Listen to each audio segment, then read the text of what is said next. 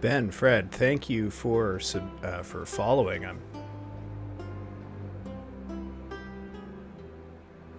I'm very grateful, man. Really appreciate it. We'll be getting started here in just a couple of minutes once I've got some issues with the canvas sorted out here, and with any luck, we will defeat Mohg tonight.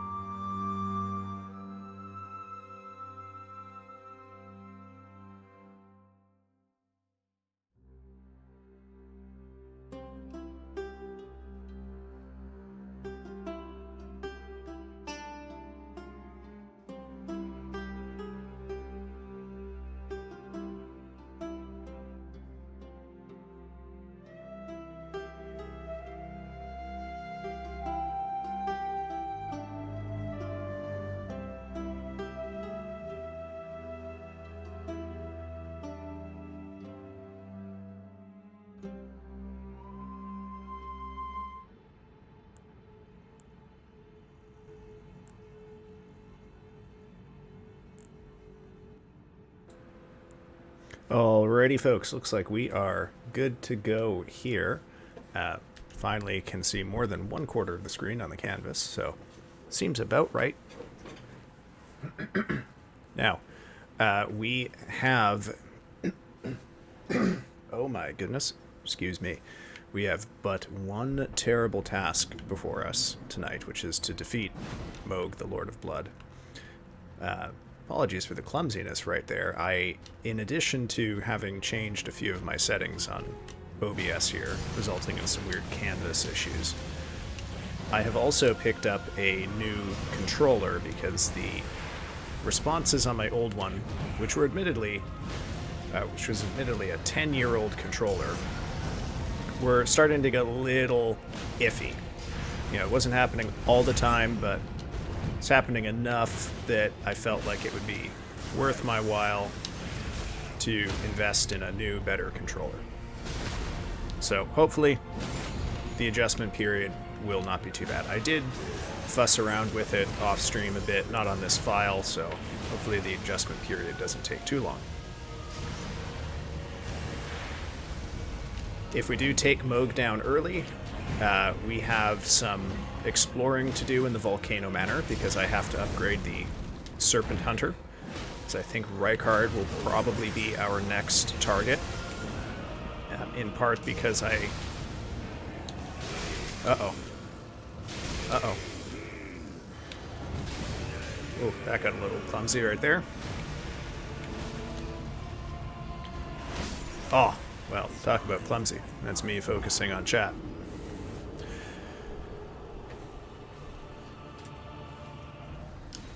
We're gonna go scour the Volcano Manor for somber upgrade stones after we defeat Mohg, because I simply don't want to have to go collect a full set of non-somber stones in order to upgrade this thing to fight the Godskin duo. I'm probably going to have to sleep them. I just don't foresee a practical way to do it with any of the weapons that I'll have available.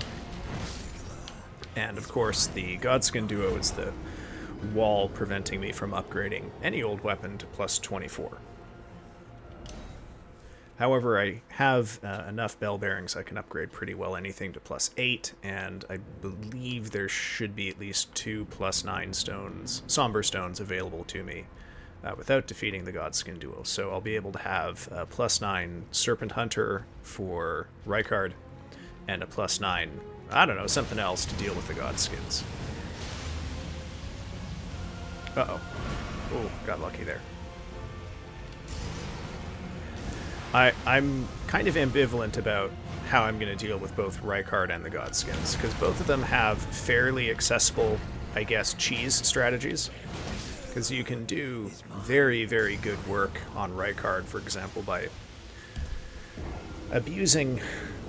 Now, I'll put abusing in scare quotes there, but I'm going to say it anyway. Abusing what I take to be a bug with how attack damage and stagger is calculated. If you hold the Great Serpent Hunter in your right hand and a lance in your left hand, and then do crouching poke attacks, something in the calculation gets screwed up and it does like ridiculously more damage than it should. And that can kind of trivialize the fight, which I don't really want to do. Rykard is a very challenging fight on rune level 1, and I don't want to bypass that challenge by learning how to, I don't know, cheese out of it. That just doesn't seem like it would be fun.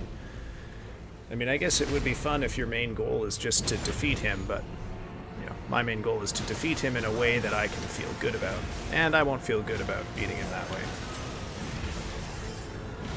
Aw, got greedy.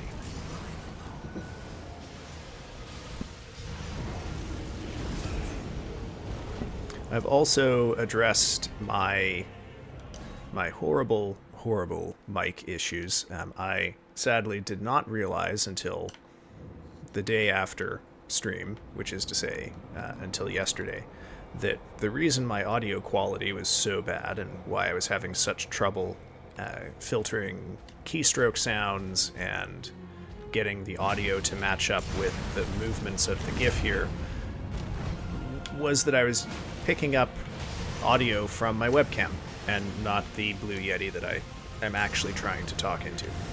So, you know, chalk one up for VTuber scuff, I guess. Or, well, I'm stealing VTuber valor there. Chalk one up to GIFTuber scuff. Sorry to any VTubers out there, I did, in fact, steal all your valor.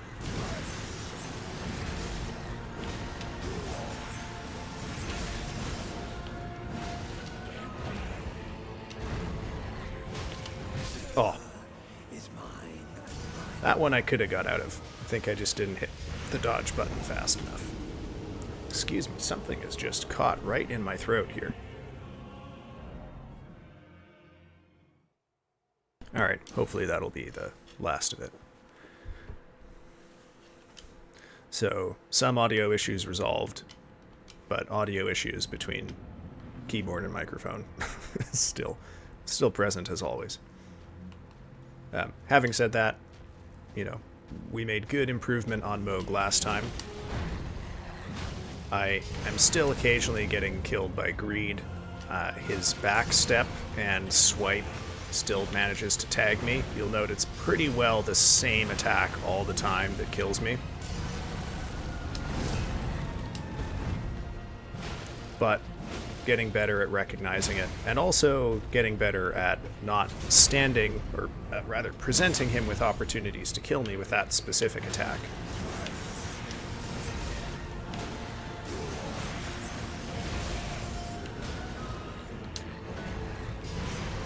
Okay. See, I just almost got hit by it there, because I should not have swung that second time. But, we will... Okay. There we go. This is actually a pretty good pull, but I don't want to get killed by the attack he does right at the start of that. Okay, good. I do think Mohg is doable tonight, if I can just be a good boy and not get killed by the easy shit. Well, that was the easy shit, and he killed me, so I guess I'm not a good boy tonight. Oh well. I'll have lots of opportunities to be a good boy later.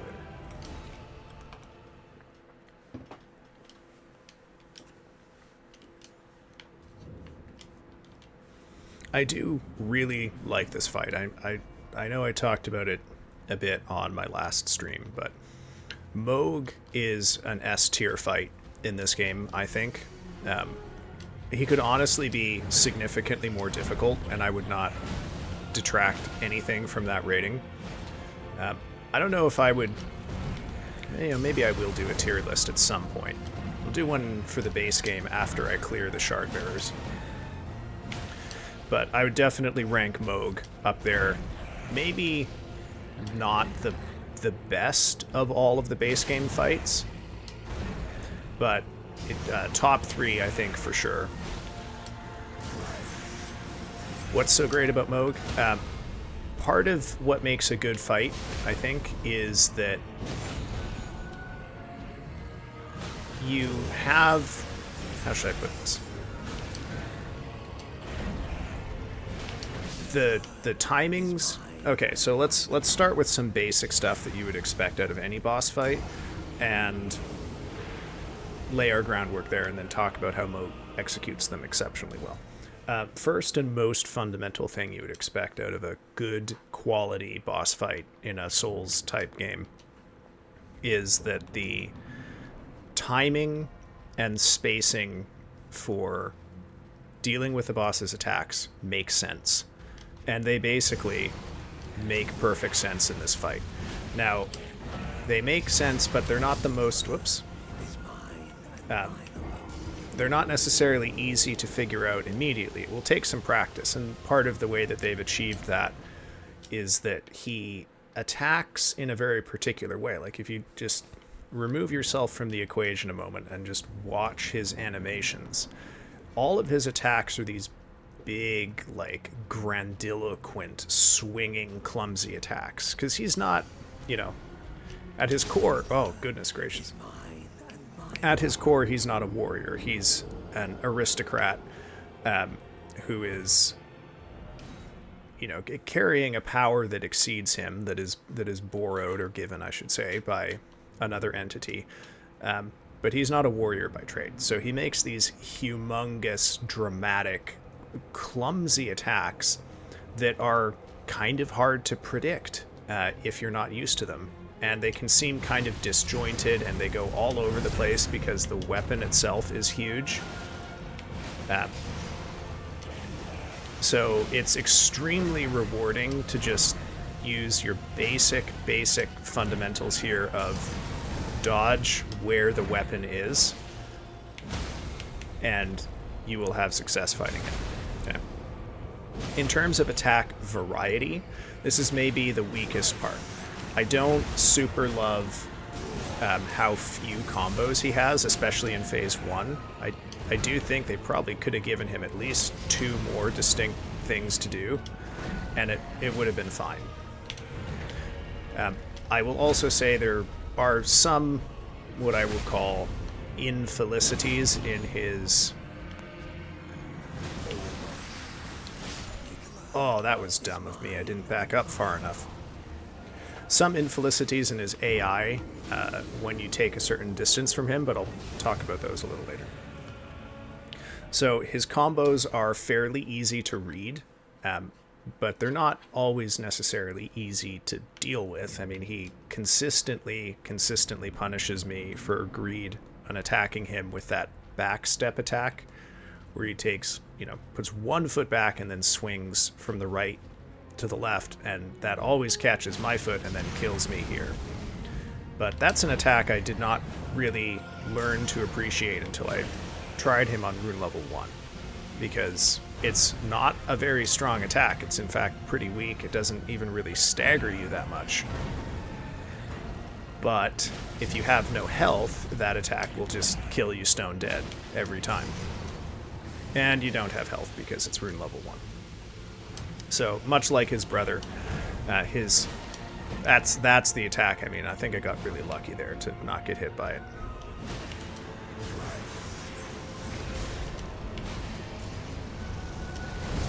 Oh, okay. That attack is dodgeable point blank. I just haven't done a necessarily great job of it right there.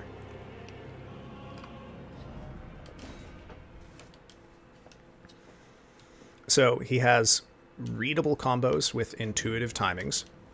What do these allow you to do? Well, Mohg is a fight that relies on, or rather I should say rewards, aggression. His attacks are big and scary, but if you can not be intimidated by him, he's actually very easy to deal with. Oh. And also if you don't lose focus completely. Like there, I, for some reason, just decided to fixate on some of the cloth dangling off of him, and he punished me for it. There are lots of opportunities in his combos. I don't think there's any attack he does in Phase 1 that you can't punish with something. Now, do you always have a full opportunity for like a charged heavy attack? No. You always have an opportunity for at least a light attack with any weapon I can think of. Granted, I've not fought Mohg with the Giant Crusher that I can recall, but, given the timings for this weapon, I cannot imagine you wouldn't be able to tag him with something on that one. However, despite the fact that there are also, there's always openings, at the same time, Mohg has punishes. So if you try to get too greedy or too aggressive, he can catch you on it. That combo right there, it's dangerous to attack in between or after the second attack, because the third one could be that backstep, and that backstep can be pretty lethal if you're not careful.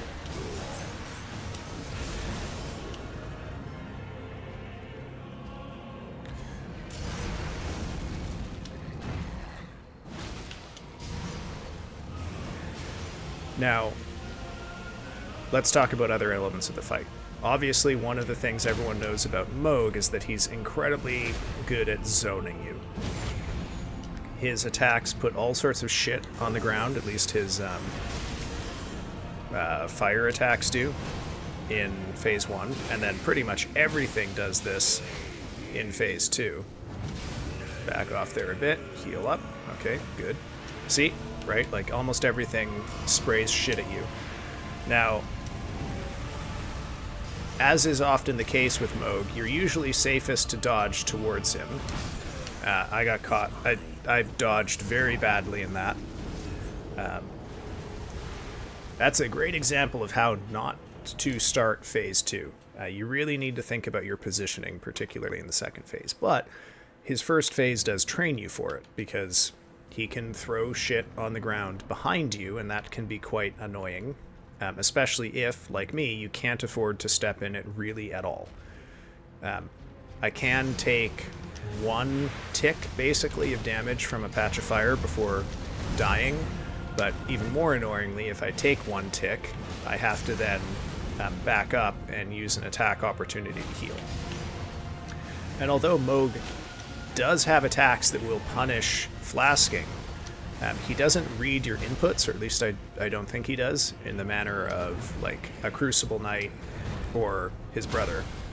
So healing with him does feel substantially more fair, I think. And that said, you can't be reckless with it. You do still need to know your opportunities and your timings, or he will take a huge running overhead swing at you and clonk you on the head while you're trying to heal, and your day will be ruined.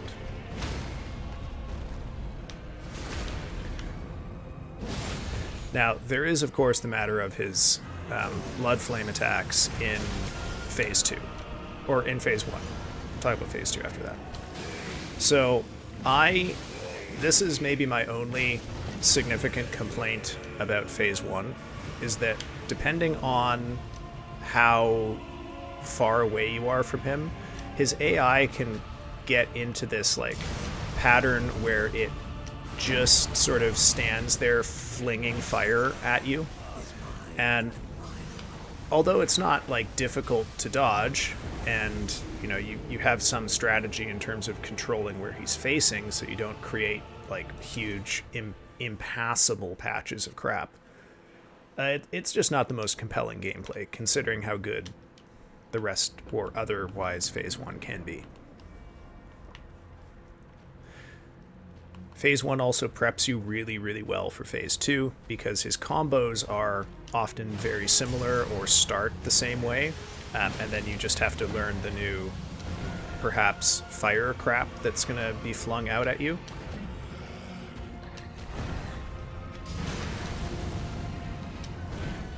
I don't want to fight him on the stairs, that can get weird. Oh!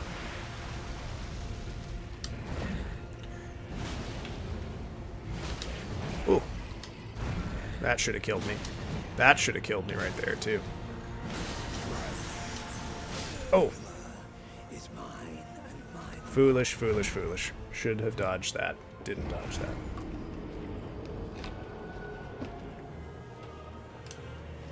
Yeah, I guess I should note, too, in terms of other rules for this particular run, I am not using any buffs, so it'll just be me and my weapon.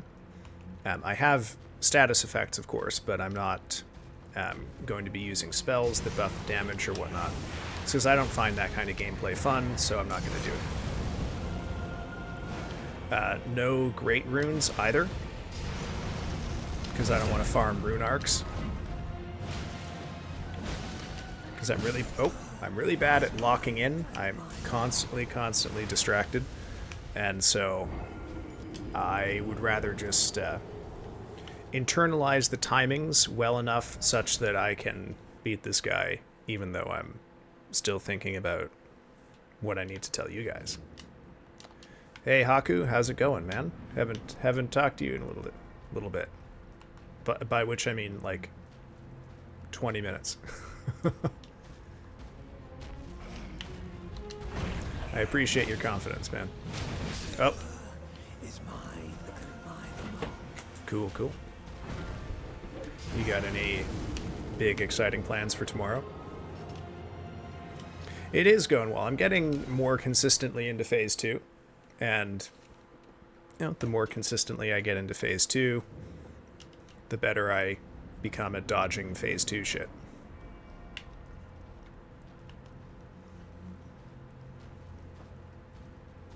Let's see if I can get into Phase 2 here. Oh, okay, that's interesting. Oh, double blood flame right at the start. A little unusual. Okay, back up.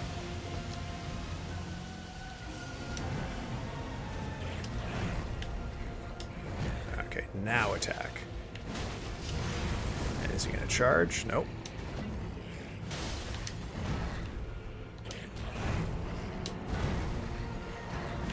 There we go. Okay. So let's get back into where were we before? Oh yes, why is Mohg such a good fight? Okay, let's back up here. So defect only really is that at certain middle distances his AI can get a little too fixated on throwing blood at you. But if you've overcome that... Oh, okay.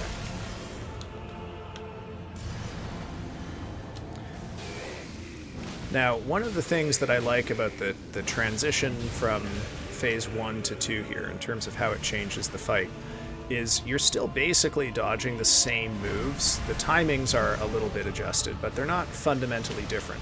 But because of what they've added to it, and because of the new moves,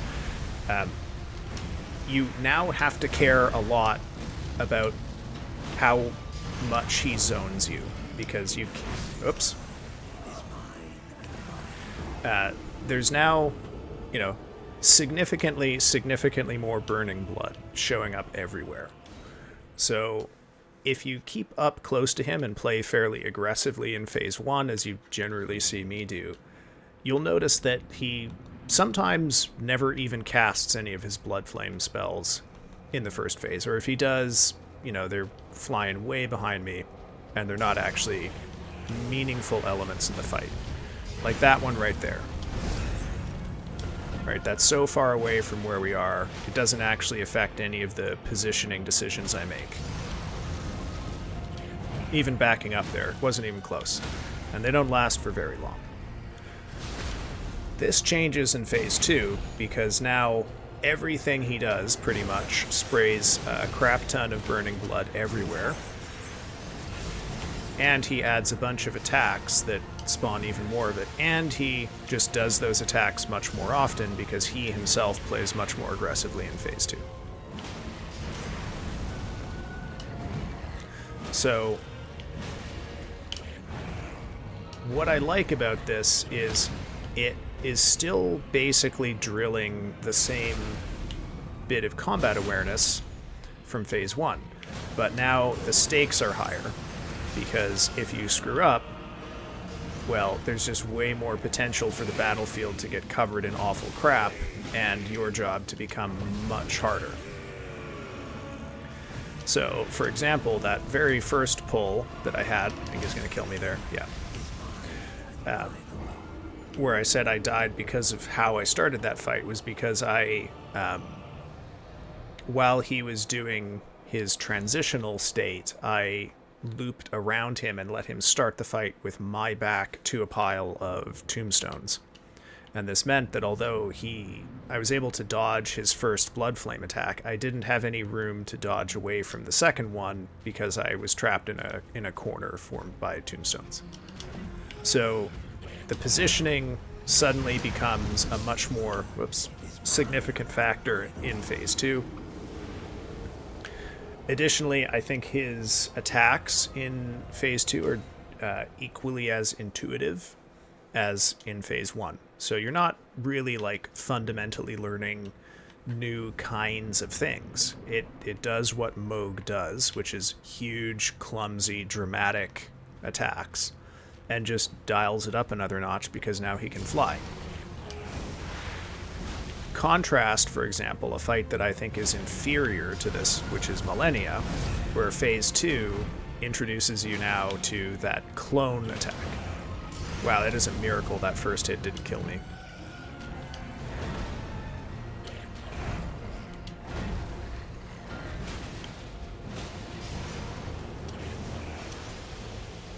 Now he does add, you know, a bunch more attacks in Phase 2, which is also good, and I think exposes that the biggest probably weakness of the fight in Phase 1 is he just doesn't have that many combos.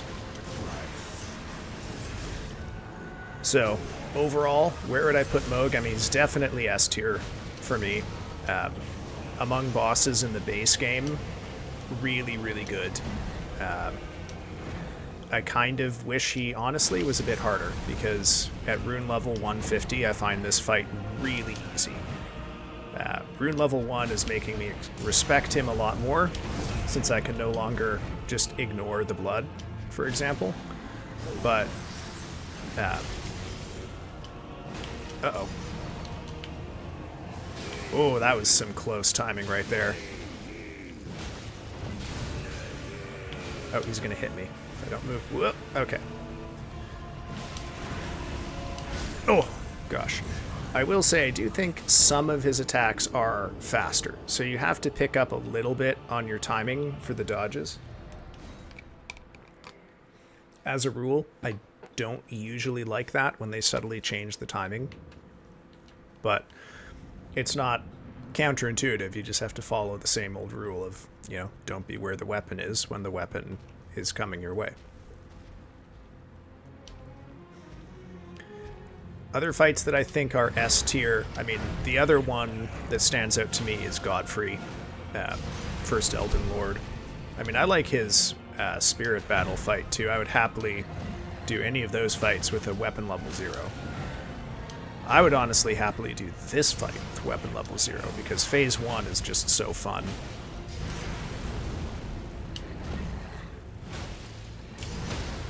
Oh, lucky me. I do think, you know, this is when you're doing it normal base game and you fight him at like level, you know, between like 75 and 100, Morgott, the Omen King, is a pretty forgettable fight. Rune level 1, S tier fight, for sure. Equally as good as Mohg, I think. I mean, not by accident. I think they made their fights fairly similar in terms of elements of the mechanics.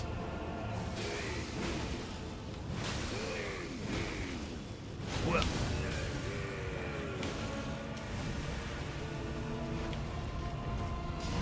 Okay, what? That was weird. Okay. Oh, yeah, bad dodge on my part. Should have gone the other way. Wasn't paying enough attention. So there's the importance of zoning, right? Couldn't get away from that except to step into fire, so. Radagon on his own, I think, is an S tier fight. Another very, very fun fight that I really enjoy. The hamstring with Radagon is that he's stuck to the Elden Beast, which is a C tier fight on a good day. A genuine mistake, I think, in the game design to have the final boss fight be like that. Not just in terms of like having the final boss basically be a phase 2 of the second to final boss, but the Elden Beast is such a like weak and not fun battle that you go through Radagon, who is this incredible fight with, I will also say, some of the best fight music in the game, and then you get to Elden Beast and it just sucks. It's not that it's difficult, although, you know, depending on your strategy, it can be something of a challenge. It's just no fun. So I can't give Radagon his due because he is technically the same fight as Elden Beast, which sucks. Sorry, Radagon. But I guess that's his fate, to always be, you know, stuck to something other than himself. Oh, I can't even. Too far away. Yeah, I'm gonna whiff that.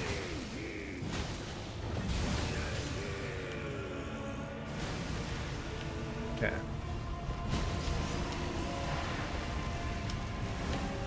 Okay. Now what? Okay. That's one of it. Oh, that's... Oh, this is interesting. Okay. Yeah, he's definitely tougher, because that didn't do nearly as much damage. So you'll note that combo there. Oh! Oh, I didn't heal! Oh, damn. I should have survived that. The combo that we all know and love from phase 1, the one where the combo that has the backstep attack, is still present, but now it flings blood everywhere, right? So it just adds on to attacks that are already there. Godskin Noble, oops, on his own, that could be an S tier fight. Godskin Noble is another really, really fun fight for a lot of the reasons that I think Mohg and Morgott are fun. This is that they aren't necessarily easy fights, but they're intuitive. So there's no bullshit there. Actually, you know what? I have to take that back. Godskin Noble gets knocked down to an A because the rolling thing just sucks. I feel comfortable now. God, why? I knew that was coming from 10 miles away and did nothing.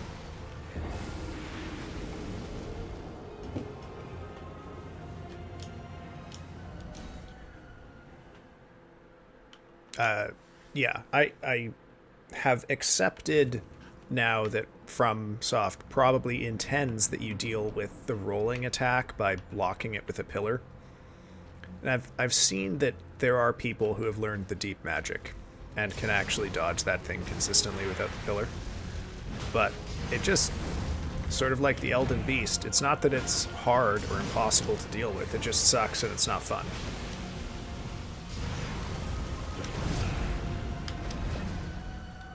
Oh, I think he might attack me here. Yep. Starting to understand the psychology of his AI. Oh, God.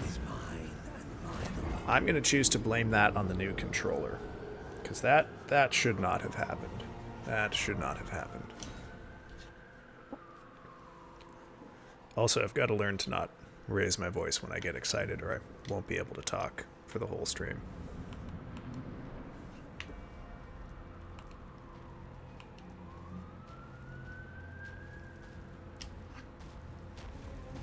Where? Millennia, I think. Millennia is a tough one because... Oh my goodness gracious. See, I'm thinking too much. I'm in this fight and I'm thinking about dodging Millennia's attacks, and I'm not doing what I need to do here.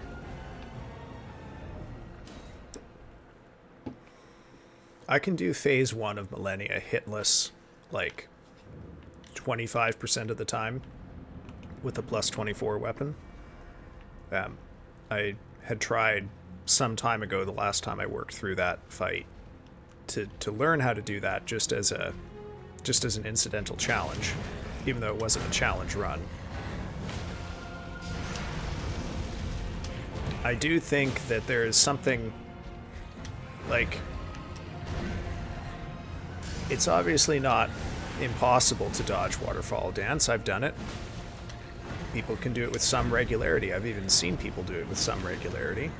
I hope to be able to do it with regularity myself. But it requires very unintuitive uses of game mechanics that, to my mind, just don't produce a good experience. And that's to say nothing of the clone attack in Phase 2, which I would say it's like, what if Waterfowl Dance had the same kind of unintuitive behavior, but it was just really hard to see, too?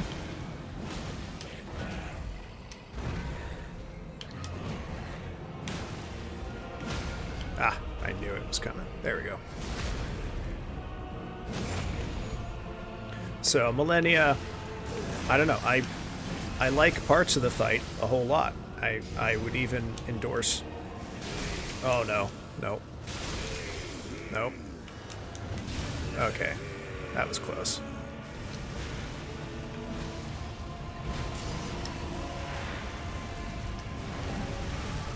Too much fire on the ground. Okay.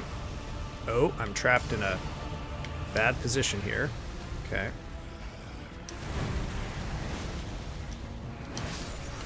Yeah, that attack can definitely have new timing in Phase 2, because he held on to that for a lot longer. And also the wings just make it a little more difficult to read what he's doing. But that's an obstacle I can overcome with time and practice. Oh, gosh. I guess I didn't realize how... Oh, Jesus. How sticky the right and left buttons and triggers had gotten on my old controller. And I'm now learning that the buttons don't need quite so much pressure anymore. Like, I've kind of got in a habit with the old one of very partially holding down the right trigger, because it just wouldn't activate on the old one. So, something to unlearn. Oh. You juking me? I could probably be a little more aggressive about punishing the wind-up on that. Golly, golly. Okay.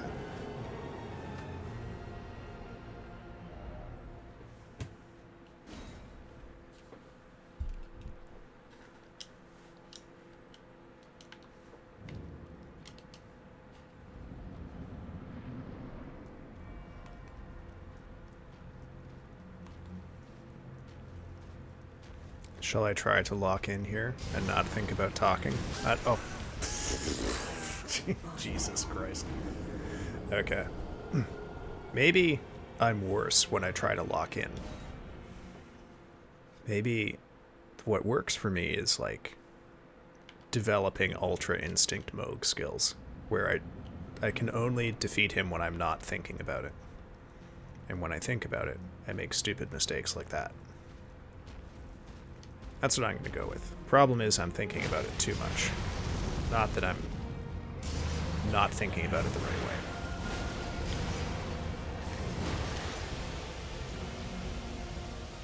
Okay. Don't punish that. Oh.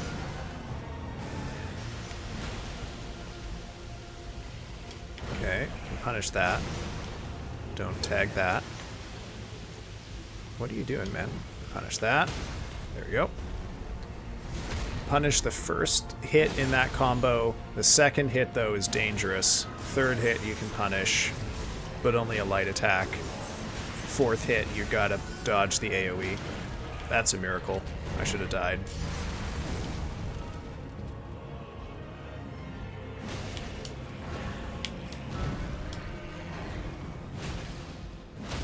There we go. Okay, this is a good setup into phase 2. Remember to flask once he puts number 3 on you. And also to stand back far enough. Okay.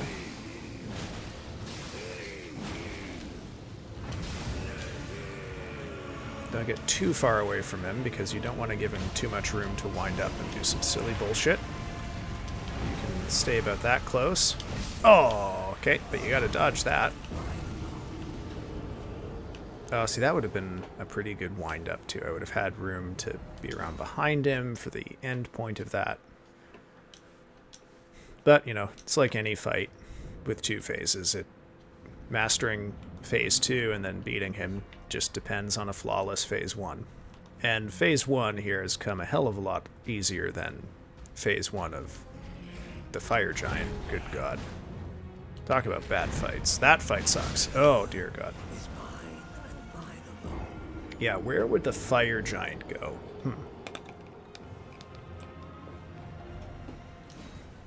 Fire Giant is probably going to be a C tier fight, I think. Not necessarily for reasons that have to do with the boss himself, because I think the Fire Giant presents you with some unique mechanical challenges, so that can be a good way to distinguish a boss from the others. Mohg has something like that too that I forgot to mention earlier, but which everyone recognizes.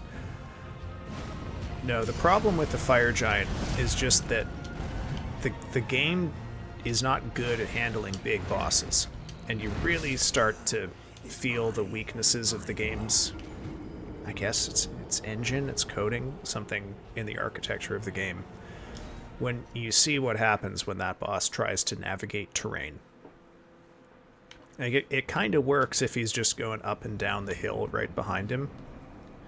And if the arena was just a hill with no other diversions or obstacles, it would be fine. But the problem comes when when the Fire Giant interacts with, like, stumps. So some of the trees in his arena, he will break if he touches. Okay. Some of the trees in his arena will not break, and he'll get stuck. And then his movement behavior will become erratic. He will stomp and abruptly change direction, or he'll roll, and he'll roll in place for like 85% of the roll, and then very slightly move right at the end. Maybe he might not move at all. Maybe he might get hung up very briefly at the start, and then immediately dodge out of it. Oh gosh. That's why, you know what, I've never really looked at the statues up there. Yeah, so the Fire Giant is an interesting fight that is made horrific by the arena where you fight him in. So C tier.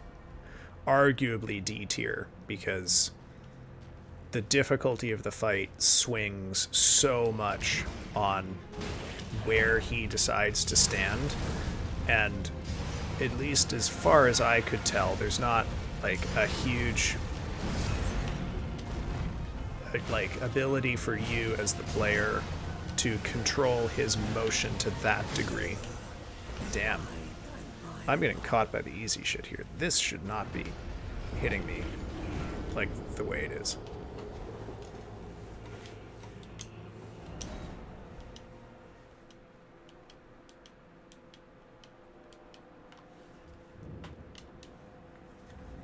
All right.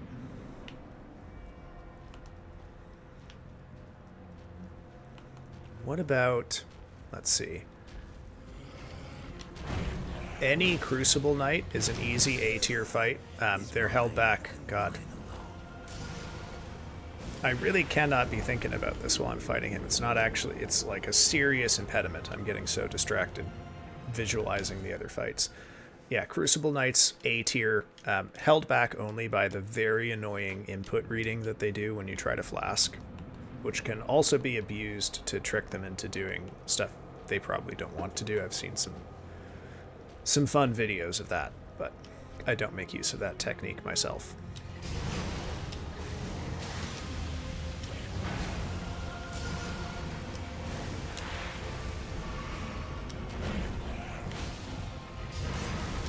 Oh. Is mine and mine alone. I got cocky. I had a couple good runs into phase 2, and I just stopped paying as much attention as I should. Not good, not good, not good.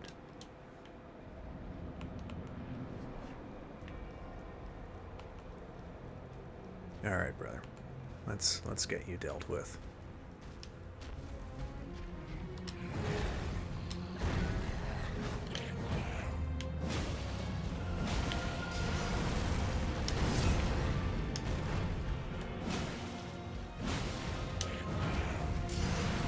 Need a charge? Nope. Swing. Don't punish that. Okay. No follow-up. Okay. Don't punish that. Oh, I did anyway. I got greedy, but it worked out. See, I've got a bad instinct, right? Note how I consciously said, don't punish this thing that can really hurt me. And then I immediately went and did it. Not because I had calculated that I would survive it by staggering him. Okay, that's a good one. Okay, we're gonna get into phase 2 here. Just a sec.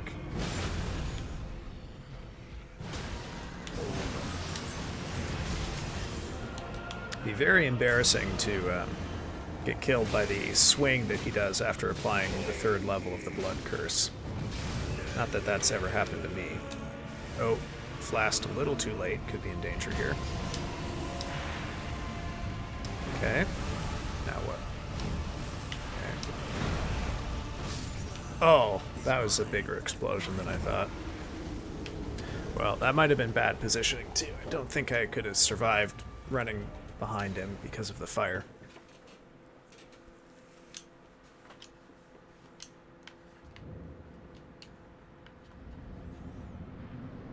Alright, once more back into the fray. Whoops.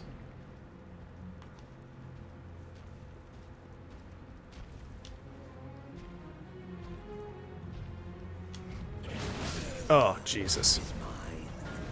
Also, unrelated, but another really nice thing about Mohg, he's got a statue right outside his doorway.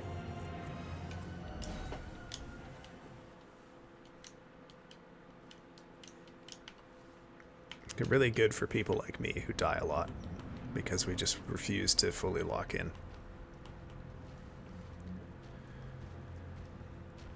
Yeah, what else has been going on? I have almost finished reading my 2nd novel for the year. The first was Deliver Me by L. Nash, which was an absolutely devastating book. I was caught completely off guard by it. I mean, I knew it was going to be brutal because I know the author's, some of the author's other work. But that book was, you know, I don't know how much I want to if I fully go into everything in this book, I'm going to have to change some of the tags on stream, so I will probably talk about it allusively and without referencing everything that happens in it. But gosh, I finished reading that book on the 3rd of January, or the 4th, I'm sorry. It's the night of the 8th, and I am still... I'm gonna die. Oh, he didn't punish me there. Okay. I am still, like, profoundly affected by that book.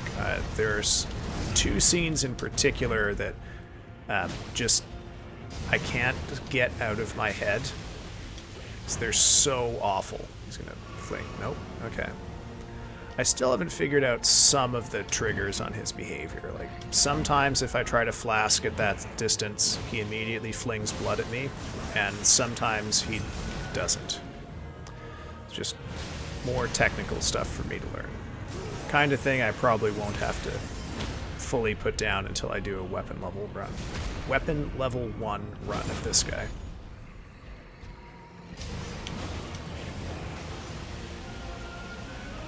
Oh, that's interesting. We're not at the threshold for phase 2 yet. Oh, okay. I'm on charge. Okay.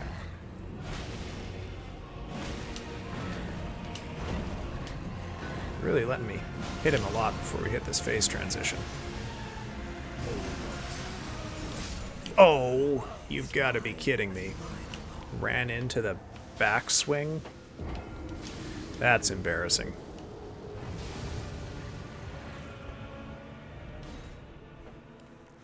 But Deliver Me was to give you the basic premise of this novel, it's about a woman named Daisy who works at a chicken slaughterhouse at an unnamed city in the Midwest. However, the city is implied to be a fairly poor one, without very many economic opportunities. She grew up in highly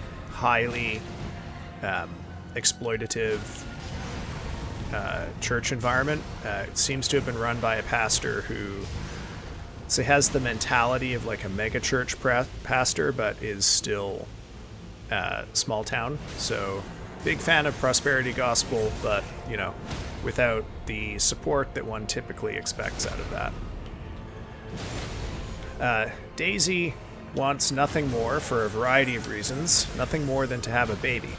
And she has been trying to have a baby for a very long time with her dipshit boyfriend, who she refers to exclusively as Daddy in this novel. And about, in the early stages of this book, she gets pregnant again and sadly miscarries. And the rest of the book concerns what happens in the aftermath, because she does not, in fact, tell her mother or her boyfriend that she miscarried. But rather continues to go on as if she hasn't done that. At the same time, a former friend of hers from childhood named Sloane returns to town and in fact moves in right above her. Sloane, as we find out, is a person who was the locus of many confusing feelings for Daisy in their childhood, and is someone who we will eventually find out Daisy had more than just a platonic attraction to.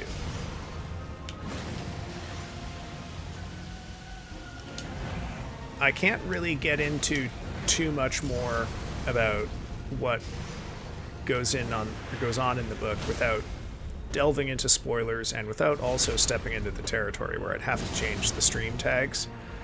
And honestly, just don't know if that's what I want to do for tonight. You know, maybe I'll have a stream someday where I talk just about books I've been reading, and we'll get back to Deliver Me then. But I'll have to talk about it fairly generally now. But, one of the things that I really liked about this book is, it is written in first person. Uh-oh. Oh, I got lucky there. Okay. And the style of the narration, I think, does a really great job at capturing, like, not only what Daisy thinks, but how she thinks. And that is a thing that is often very difficult for an author to capture without having to explain it in a level of specificity or explicitness that most readers are going to find almost artificial. Because most people, when they're going through their, like, thought process in their mind, are not consciously working out all of the particular tropes that are unique to how they think. And Daisy isn't doing that either. But I guess what you get is, you get the texture of how she thinks. But on the other hand, you also get a lot in this book that invites you to not take that at face value. Because you also know that Daisy is not a perceptive, or let me put it this way. Daisy thinks of herself as stupid. And at several points in the book, including one particularly grim scene, reflects on her own ability to see the world for what it is. And these moments are harrowing not only because it is not difficult for us as readers to look at what she's saying and realize that no, she's actually, like, seeing so much. And her perception, for example, of how she is affected by her work is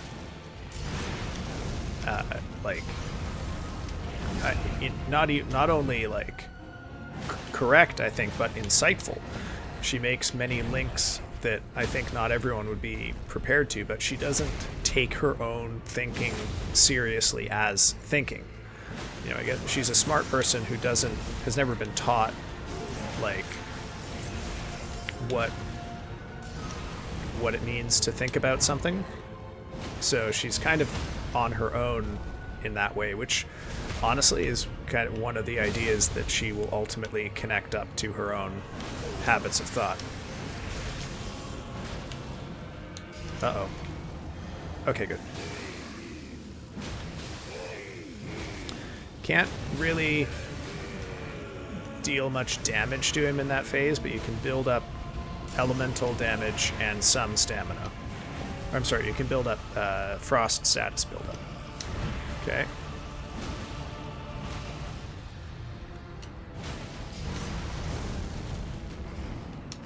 Okay. Interesting. Okay. Good. Oh, okay. Good. Oh, this is the best we've had so far. Oh, let's not get... Oh, well, okay. Still, that was a pretty good result. We're at the first hour, so I think we'll take a quick break here since I drank a bit too much tea before we got started, and this is a natural break point. So I'm going to just stick us on the BRB screen for a couple minutes, and I will go extract all this extra tea from my body, and we will persist on with Mohg momentarily.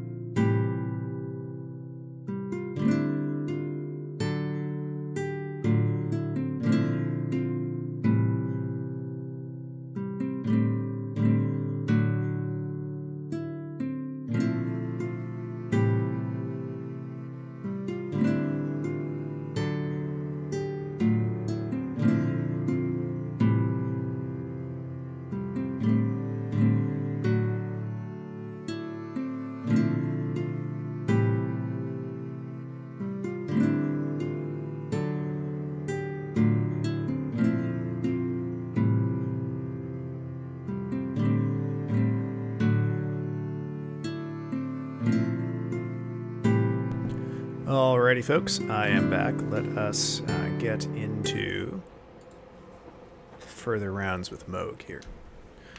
So, as I was saying with Deliver Me, you're basically confronted with a very explicit but also unclear conundrum about how much trust you put in Daisy as a perceiver, I guess, or if you prefer, how good of a reader of her world is she, if that metaphor even makes sense for this particular text. Oh, Is mine and mine alone. that's interesting. So he can get staggered out of that and still hit you.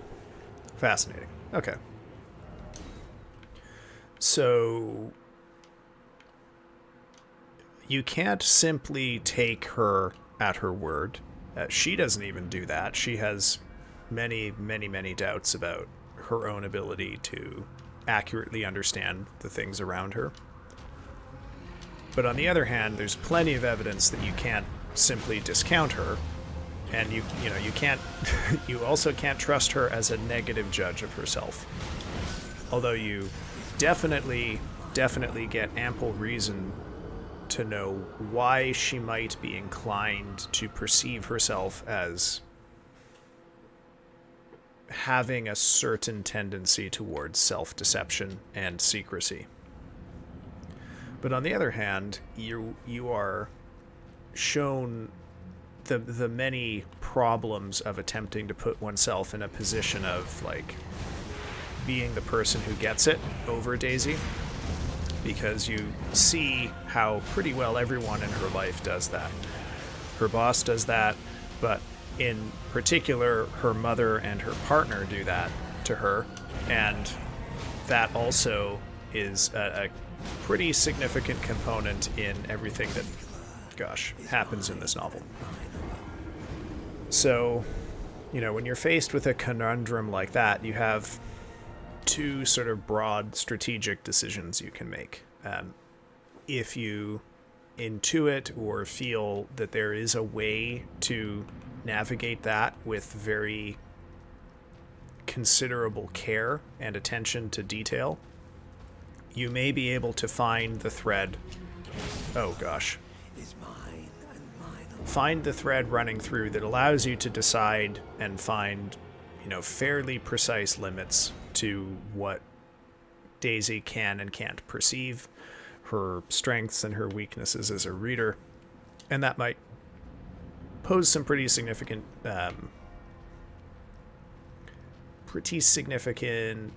effects on what you say about the book as a whole. Because, of course, the book is first person, but that doesn't mean Daisy is synonymous with the book itself.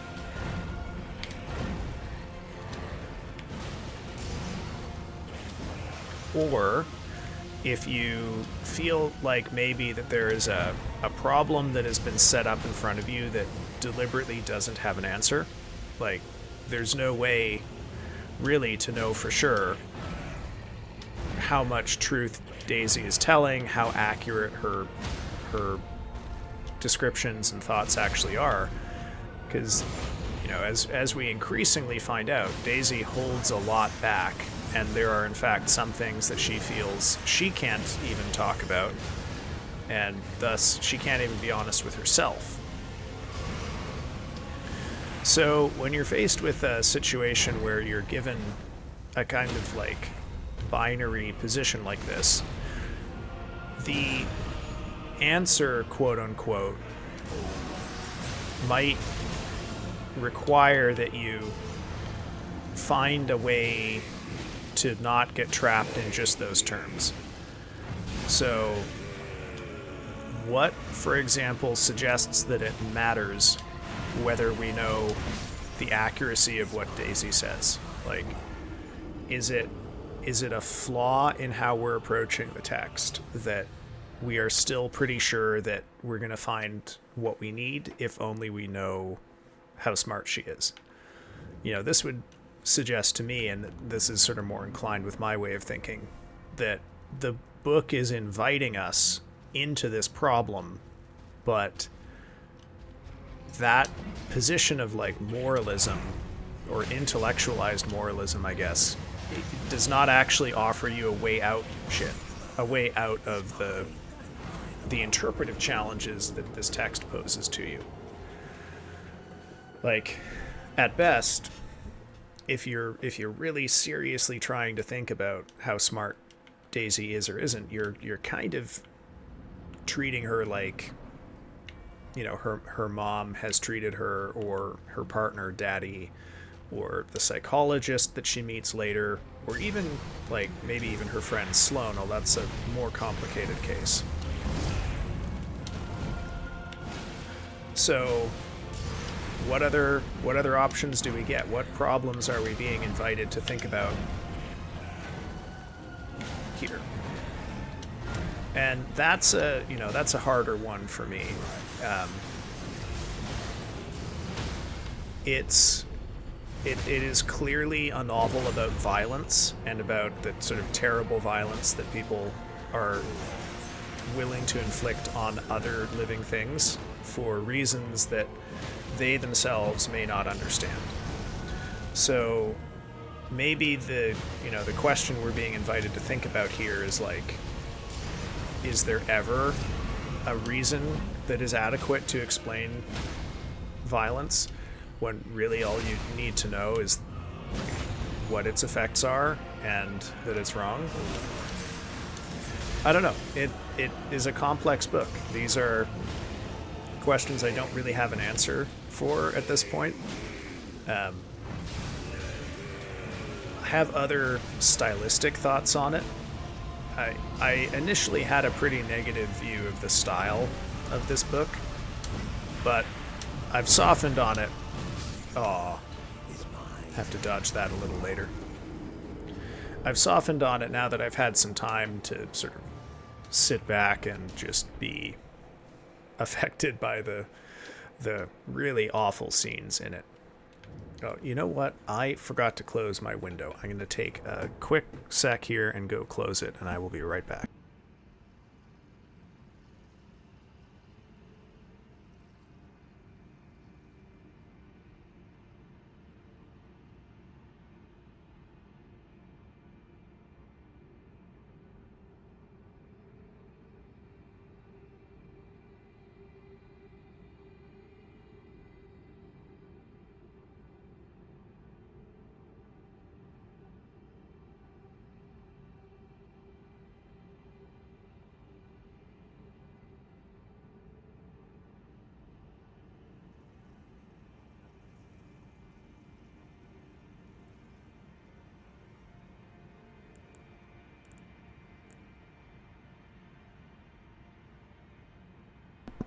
All right, I'm back. So, I will continue to think about this novel for a little while. Honestly, I would not recommend that you read it if you're in a bad state of mind, or if you're easily affected by really sad stuff. Just because this novel could be pretty draining on you. But overall, I would rate it well at this point. I may produce a longer form written review once I've given myself the time to actually think through some of the challenges that it's posing here. But yeah, a good book, and I'm glad I read it. Although in retrospect, I might have not read it first, because I was also in a not terribly great state at the start of the year, and maybe was not the right call for me either. All the same, though, good book. And then I have recently also been reading a book called Cuckoo by Gretchen Felker-Martin. It is her sophomore novel. That's your second year, right? So it's her second novel. I had read her first novel, Manhunt, and I can't confess I was a big fan of the first one, but I had read a lot of her short fiction, and I knew her short stories to be quite good, and in particular, I knew her short stories to have a really strong prose styling. She's very good at putting sentences together in a way that appeals to me. Good crafting of imagery, good use of the techniques of figurative language, balanced within paragraphs, just overall strong. And I found Manhunt, unfortunately, it seemed to lack some of that, and so I wasn't a huge fan of it. This book, however, seems to have persisted. Oh gosh, I'm sorry, not persisted. Maintained, I think, the strength of her prose from her short fiction, and extended it to novel length. I haven't compared like word counts or anything, but I think Cuckoo and Manhunt are about the same length. And I will say, just to compare Deliver Me and Cuckoo in terms of prose styling, Deliver Me is written in a much more, my instinct is to call it journalistic style, because the complexity of the sentence structure, for example, is not, we're not typically using, for example, long or complex sentences to go through this. The vocabulary is on occasion quite rich, but in the sense that it is trying to, I guess, replicate the internal monologue of a person who is not very educated. It doesn't rely on like complexities of language or expression, which in the first half of the book I was finding quite a detriment. I was finding it quite in places irksome to read because of this, but the book did show me for a fool for thinking that, so got to be humbled a little bit by that, I think. Oh gosh.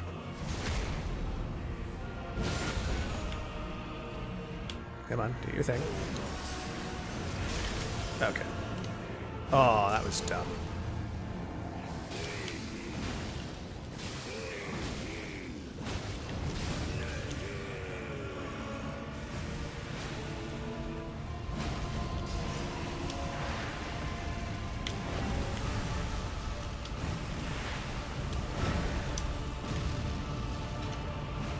Whoop, whoop. Okay.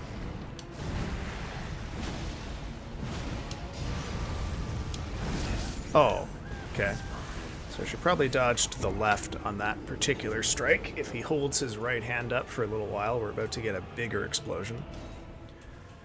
But, I don't know, maybe I could handle that one if I just worked a little more slowly. Or, I'm sorry, dodged a little later. Then that dodge could have been maybe a bit early.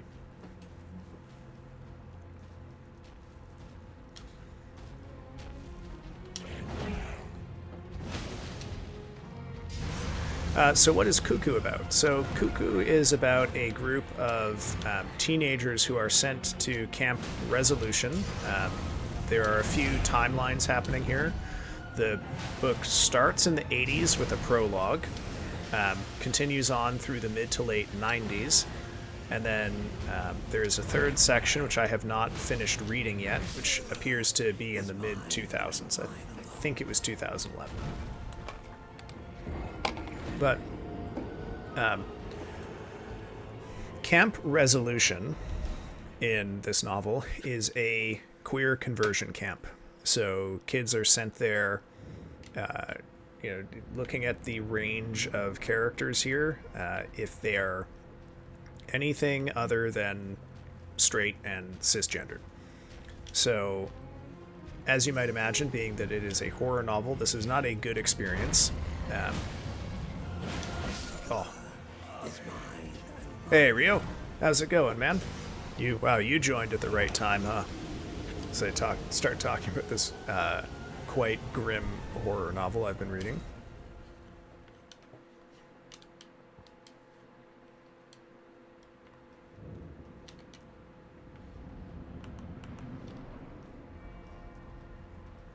Oh, yeah.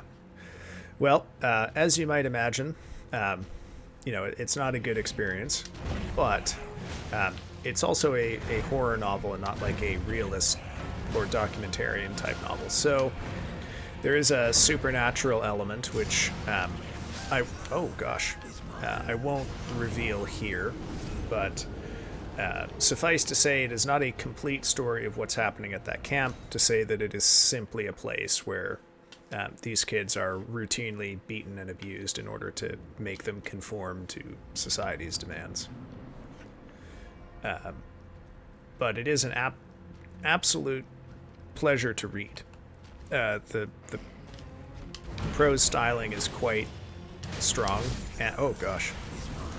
And I have some thoughts specifically on how the style of this book is related to some of its content, but I think ultimately maybe right now is just not the time I want to use to get into that too much.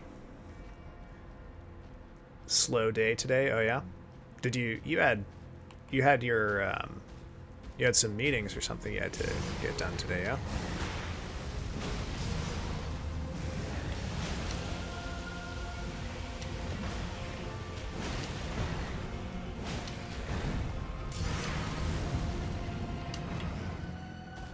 How'd those go?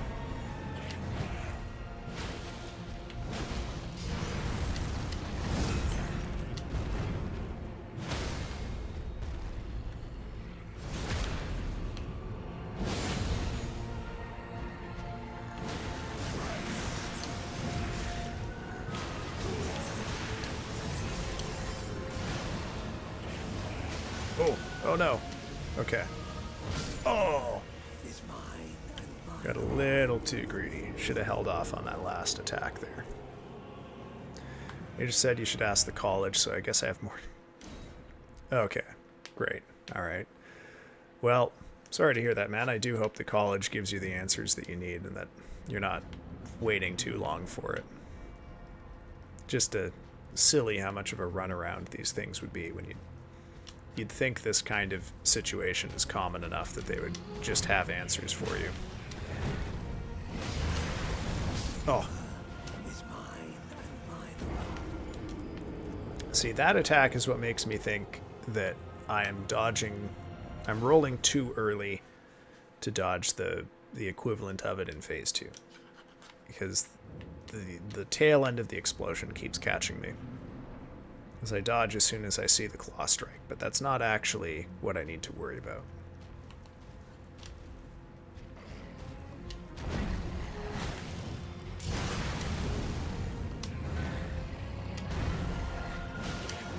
Oh. Easy shit is getting me. Easy shit is getting me. I have to get that under control. More meetings. Well.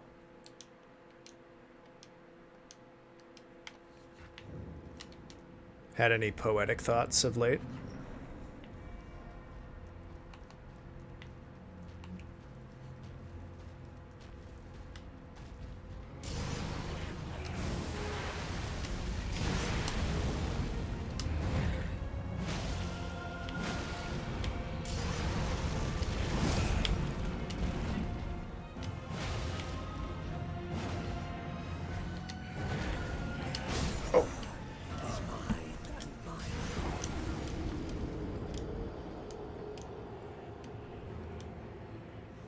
No, just gym and university. Okay. Hey, fair play, man. That's still a busy day because, those things are not small.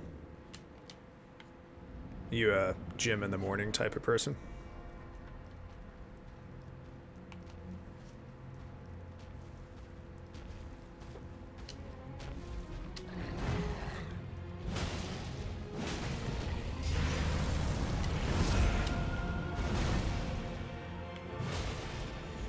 Whoa. Okay. All right. Yeah, it's busy. Yeah.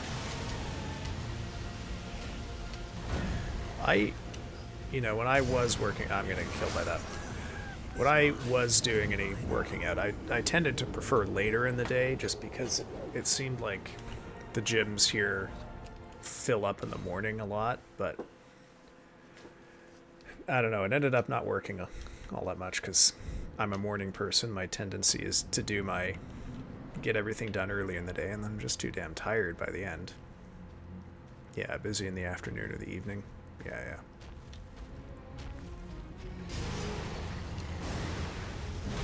what it's like to work out at like a 24-hour gym. There's got to be interesting events happening when you're going to a gym at 3 in the morning. Uh-oh, nope.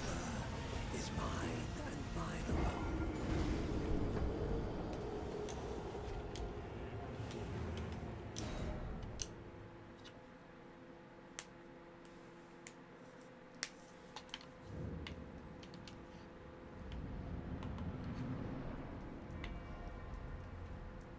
Go with, yeah.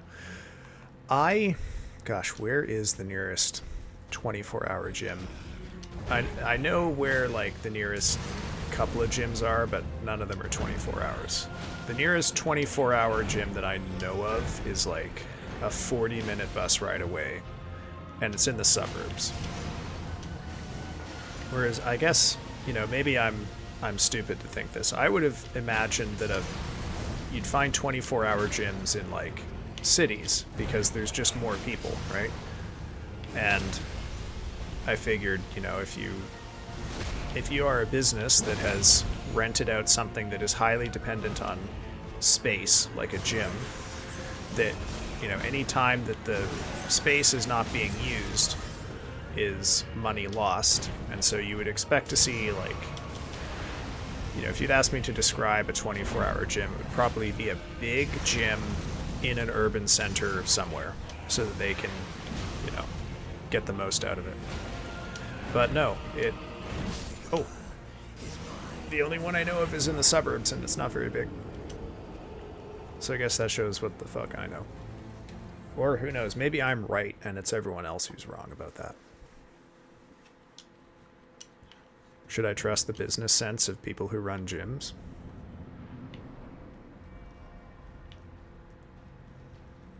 I get a lot of business students in my tutorials, and I distinctly remember once hearing them make fun of people who take business degrees to go run a gym. But the reason for that was lost on me. I was not fully appreciating their criticisms.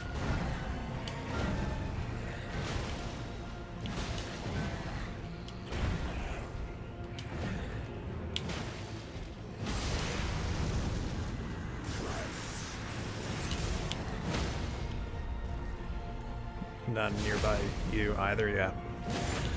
I don't know, I wish there was more 24-hour stuff out there. Like, I would probably be more of a night owl if there was, you know, more of a life possible at that hour. But, you know, the grocery stores here close at 9 or 10.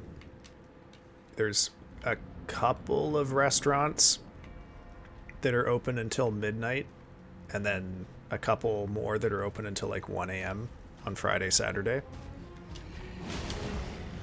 But if you genuinely were like a night shift worker, or no, not night, what's the shift that ends at like midnight? Is that second shift? Be quite difficult to get a lot done when you come home from work. You'd have to get everything done, you know, earlier prior to your shift. But, you know, in the line of work that I have, teaching, you know, you're primarily working 9 to 5 at like 10 p.m., yeah. But, you know, it's, the academic job market right now is such that I probably won't be able to get a professor job once I finish my PhD, especially because my PhD is taking a little long to finish, and because I don't have a lot of extra research already done as part of it. So I suspect I will end up either in a position where I'm like only doing teaching, so I'd basically be like a professor of teaching or an instructor of English, rather than like a tenured research professor, which that doesn't upset me all that much, because I do genuinely love teaching and I enjoy it and I like being able to do it. So that wouldn't be the worst thing in the world as far as I'm concerned. But I wouldn't mind looking at other kinds of teaching opportunities too, like I've thought about maybe pursuing adult education opportunities after I graduate, like teaching night schools or continuing education classes, or even, it occurred to me recently, prison education, because that's always in demand. And, you know, a bit of a bleak reflection on society, but prison population is always growing, and so there's always a need. Dodge too early. Always a need for educators in that environment too, but I don't know how to get into positions like that. Though that's a problem for me a little later.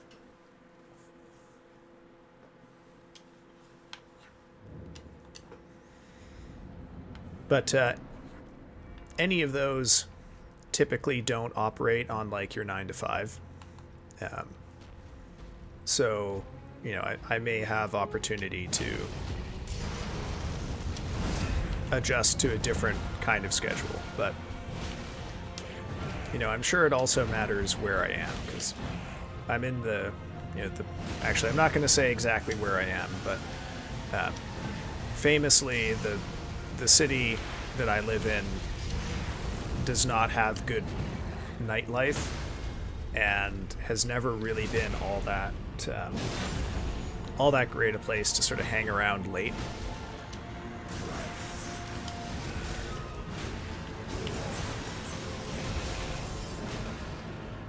Oh, I thought for sure he was going to punish me for that last hit. Okay. There we go.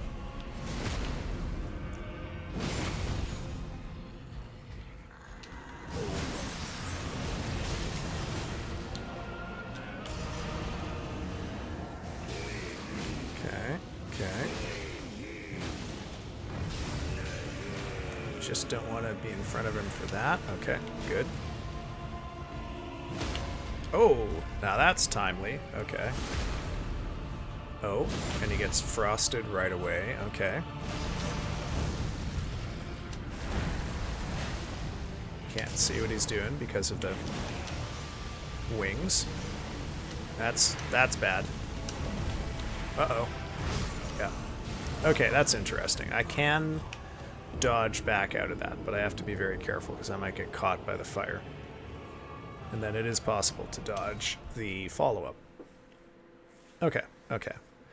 Although I got owned, I learned a lot from that one. Yeah, I wouldn't mind being a teacher really of any kind. If I get a university position, that's better ultimately because I get to teach, more advanced classes. I think that will be more satisfying for me.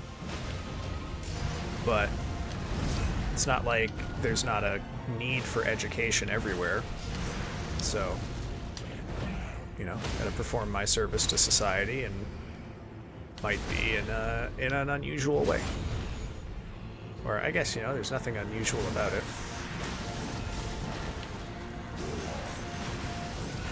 Prison education has been a thing, I guess, as long as there have been prisons and educators.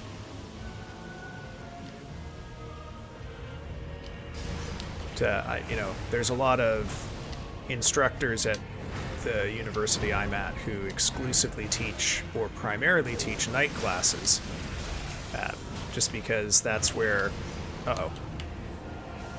Oh, that was too close for comfort right there. The needs of people who want to come back and take, continuing education courses is basically that, if you're a person who's got a 9 to 5 and you want to, go back and take a history course or a language course or whatever, you can't, if it... Oh, no! I should have been able to capitalize on that. Yeah. So, I could be the guy who teaches your humanities, your English courses at, 7 p.m. downtown. 4 days a week. Yeah, I could come home and I could stream at midnight, man. Wouldn't that be fun?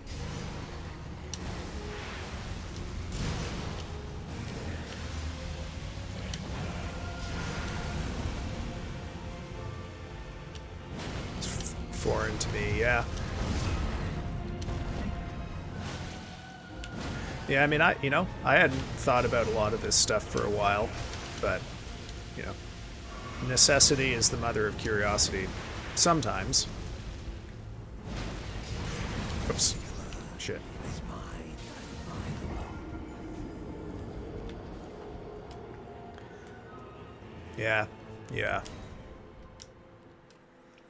You know, it's not to say I wouldn't feel bad about being I'm sorry.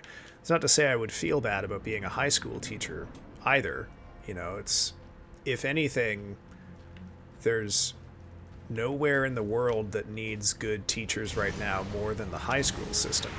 But the problem is that the problems in the high school system are not the teachers. It's the stuff that they're expected to teach and the conditions under which they're expected to teach that are producing a lot of the problems we see.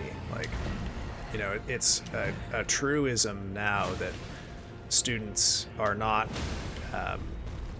learning in high school everything that they need to learn to be ready for first year English. And this can be a real problem because if you compromise on that, right, if you reduce the complexity of first year English, then the students are going into second year unready. So, you know, it's a race to the bottom if one component in the chain is not pulling or is not holding on to the same amount of weight.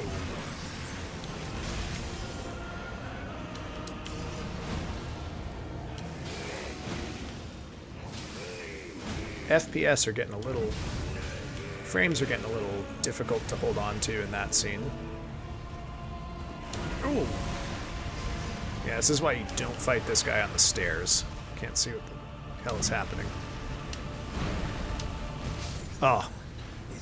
I gotta wait on that attack. That's not the first time he's caught me on it because I jumped too early.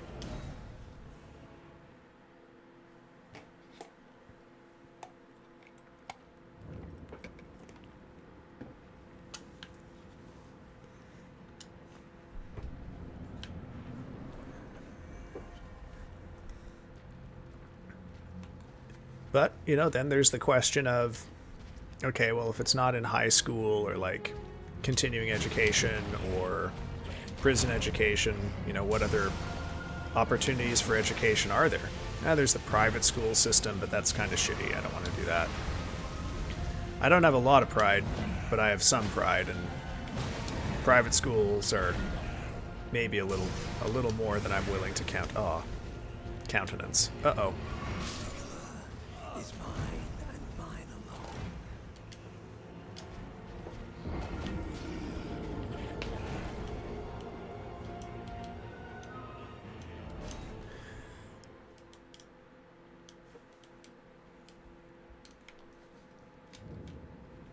But, you know,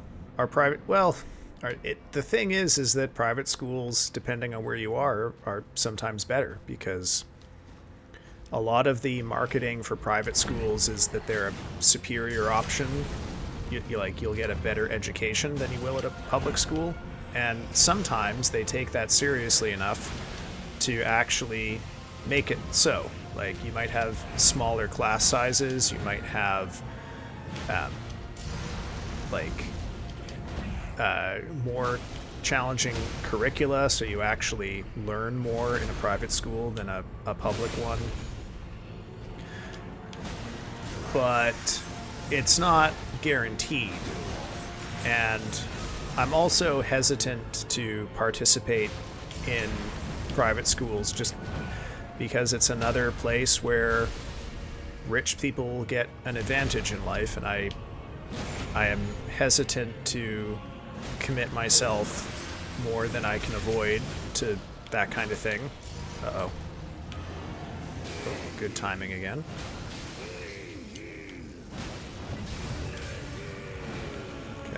Okay.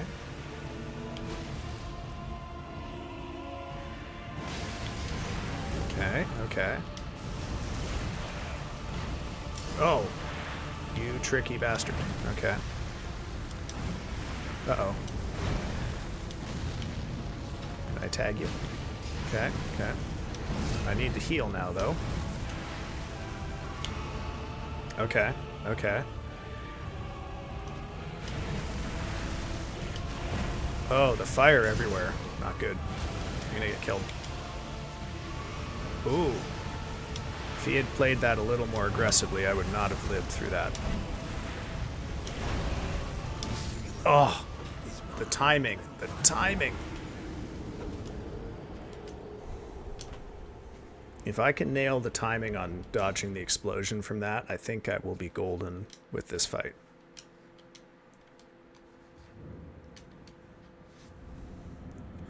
But yeah, like that. The thing is that a private school, he did in fact beat the allegations in the end. He is currently under some level of mind control in this fight.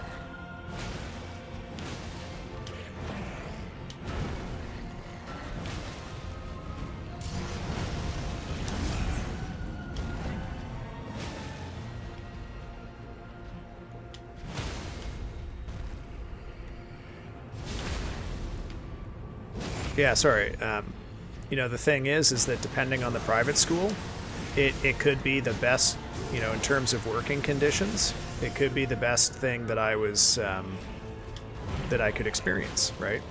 Small classes, you know, you get to, you know, properly teach them, which is always good. You know, it sucks to be in a situation where you're constrained by the public system's limitations. But it could also be really bad, and you know, it's not just about me. You know, I have my own values, and I want the work that I do to not only be good for me, but to be, you know, socially useful too. And I feel like, you know, for example, prison education might be a more socially satisfying job than teaching the children of the ultra wealthy at a private school.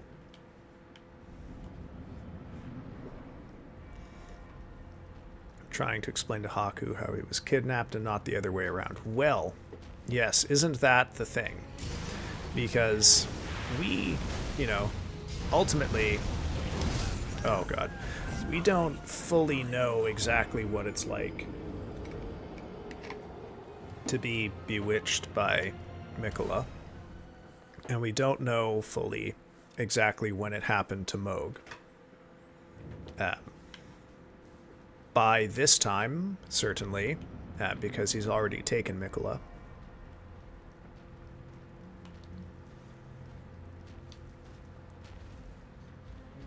But I remember when the DLC dropped and people found out that, like, Mikola was not good. I remember being shocked that people were surprised by this, because the base game contains, like, enough references to Mikola's ability to, like, make people love him that it seemed pretty clear to me that this character was not good, and that we should probably not expect him to be this, like, perfectly innocent figure.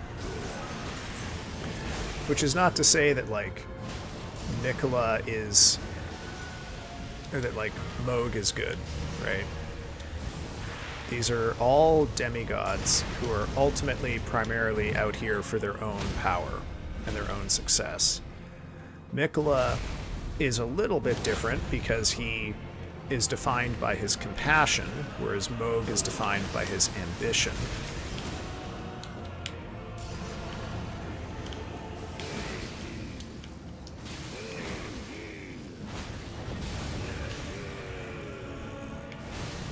But, you know, as is often the case with ambiguous objects that require some interpretation, what people really wanted in the end was, like, a figure who was just completely innocent and uncomplicated, so you don't have to think about what's good or bad. And it was always obvious that Mohg was, you know, in base game, Mohg is just evil.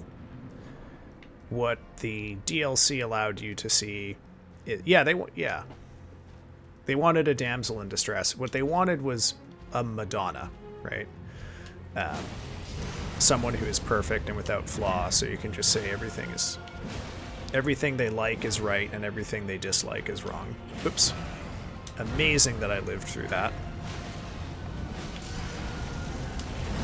Oh. And then got killed by an easy one. Oh well. So the DLC allowed you to walk that back a bit with Mohg, because it allowed you to see that, you know, some of the worst things that he was doing were not, you know, he wasn't in control for that. And that didn't seem to elicit much controversy. What did seem to really annoy people was that Miquella was not perfect, and I don't really know why that would surprise anyone, because this game is very plainly not offering you, nor was ever going to offer you, a good ending, right? This is a world whose problems can't be solved just by picking one person to be the one who has all the answers. Like, the endings for this game, other than like Ronnie's ending, all require that you maintain some element of the Golden Order and the Elden Ring, even though so much of the game is about how those elements are in fact harmful and are preventing people from truly being free. So I understand why people who perceive that, yes, that's exactly right. And have you read Berserk?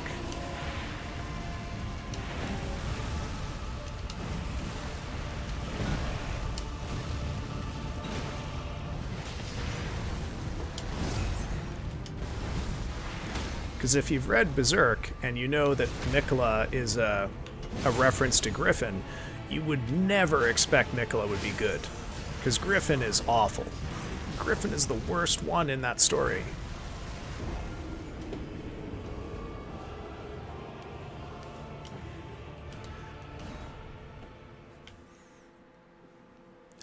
You know, so I did not share at all any of the disappointment or even like frustration that some people expressed about the story in the DLC, particularly around Miquella.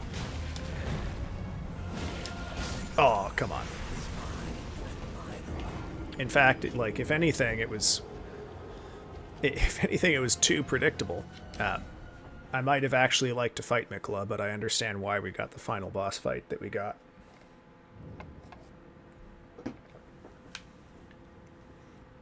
Now, I did not like that fight. I would probably... I mean, I haven't actually done the Consort Radahn fight post-nerf. Maybe it feels a little nicer now. Pre-nerf, I would put it... maybe B tier.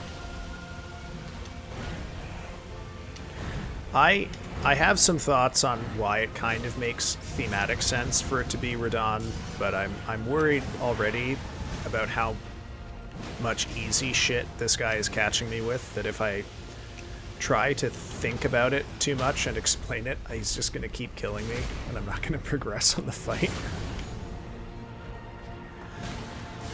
Okay, you know what? That's a choice for cowards. I am going to explain now why I think it's actually kind of sensible that Radahn is there. And look, I got killed just because. Okay, so here's the deal. In the base game, you have a handful of people with great runes. You have Godric the Golden. You have Queen Renala. You have Rykard, Lord of Blasphemy.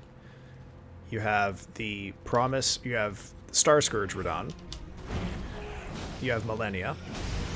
And then, like, you have Mohg. You have Morgott. And we know that Miquella has it, but he's not in the base game. But we know there is one. We know that he seized one.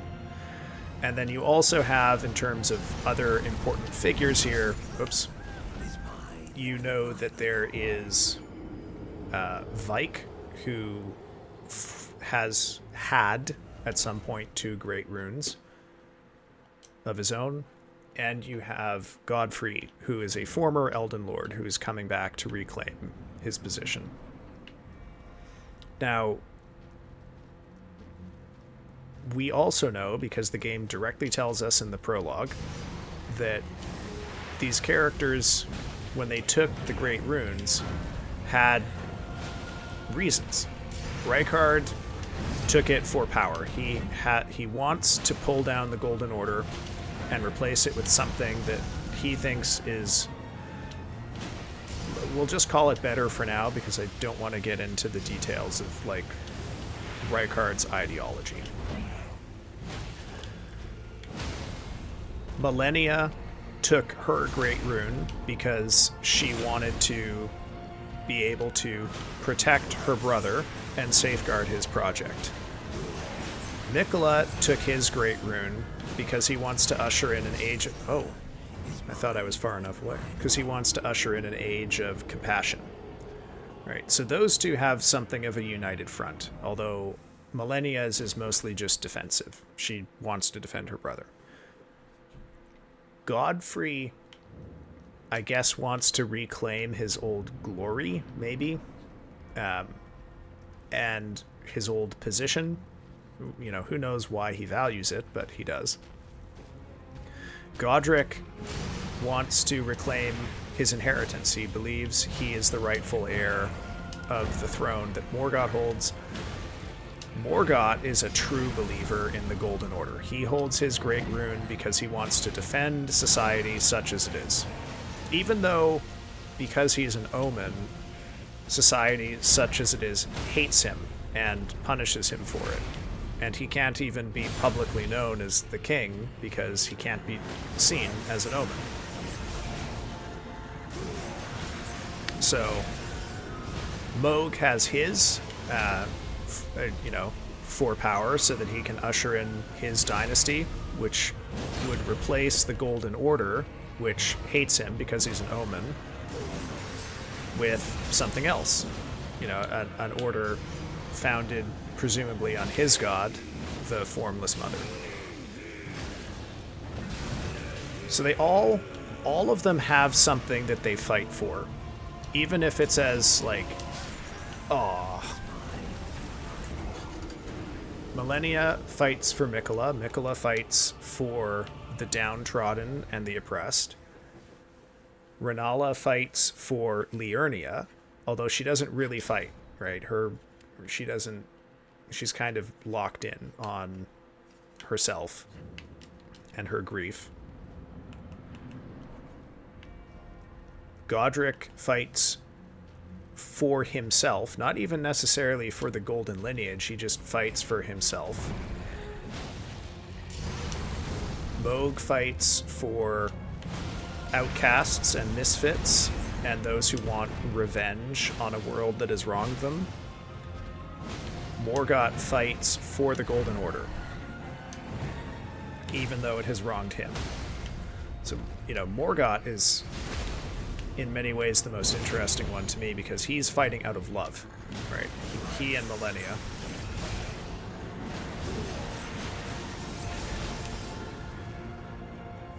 What does Radahn get? What does he want? He doesn't seem to have any values. We know that he wants to protect the world from threats from the stars, but that was something he did long before the shattering of the Elden Ring and long before the demigods started claiming their great runes. We don't know the motivations of any of the demigods who have died since, because their names have been forgotten. Uh-oh, can't see what's going on here. Uh-oh. Okay, I'm just gonna back off here.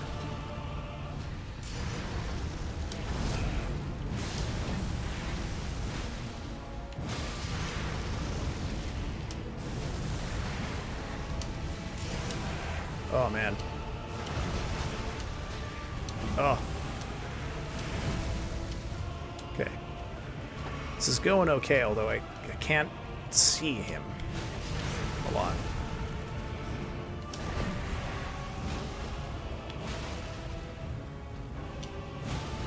Although just like phase 1, it pays to be aggressive with him and not let him zone you. Oh no, he tagged me with that. That's bad. He's gonna kill me. Oh my god. Oh, okay. Oh, come on. Okay, that's a good for me. Stagger, you son of a bitch. Shit. Gotta get away. Oh, damn. That was close. That was going really well. Okay, so Radahn basically has no ideology. There's nothing that he wants. He has no particular values. He just fights for the sake of fighting. There's no vision for a better society. Like, Mohg wants the Golden Order destroyed because it has made outcasts of Omens. Morgott wants the Golden Order upheld because he thinks it is the best option that exists. Rykard wants the Golden Order destroyed and the world become sort of more, I guess, individualistic and power-hungry because he thinks that will prevent situations like the war from happening again because single powerful leaders will emerge. That's probably the best way I can think of to summarize his theory.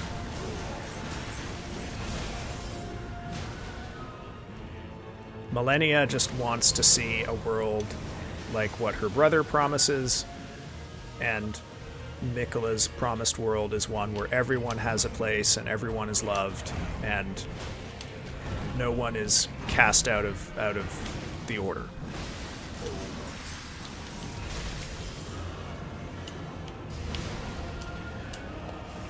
R'Nalla, I'm sorry, just wants to stay in her castle and teach people how to use magic. Radahn doesn't want anything. He just wants to fight, right? He's perfectly happy with the status quo as it is. He has no desires or motivations outside of war. He's a kind of empty person. But he's also well known for his sense of honor. And this seems to be what made him an appealing consort to Miquella. Not in the sense that I think Miquella realized there's something hollow about him, but that Miquella is a child, right? That's his curse. Miquella has childish understandings. So when he thinks of like who would be a good consort, he thinks of the guy who loves fighting because he needs an Elden Lord and the Elden Lord has to fight. So, you know, if I knew going into it that the final boss is someone who Miquella has chosen to fight to like be his Elden Lord, and it's someone we've already met, then yeah, Radahn actually seems like a pretty good call for that. Oh gosh. Is mine and mine alone.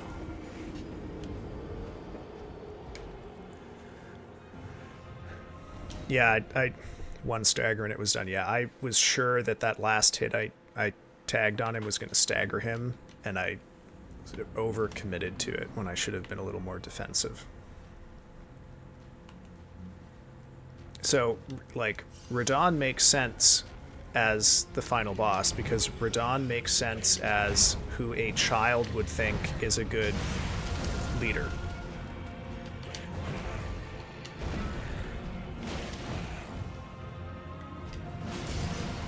Uh-oh. Fucked. Uh-oh. Oh. Is mine and mine alone. I believe I can get Mohg tonight if I can lock in here.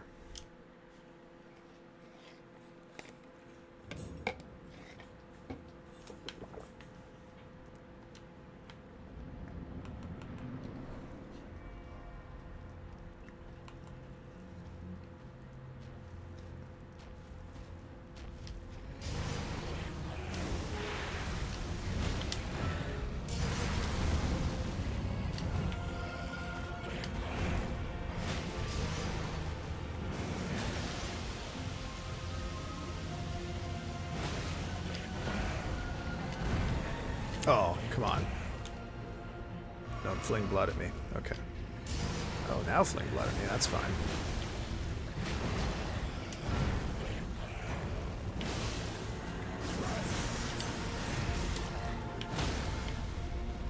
Bam. Good, good, good.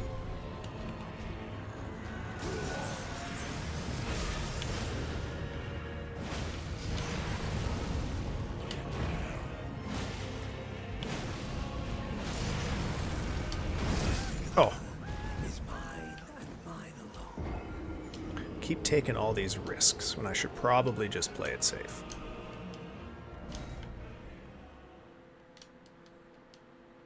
So I can do a pretty clean phase 1.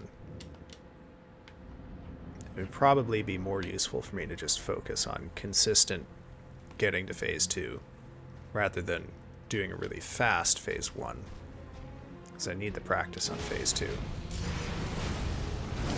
Oh, and then I immediately didn't follow my own advice.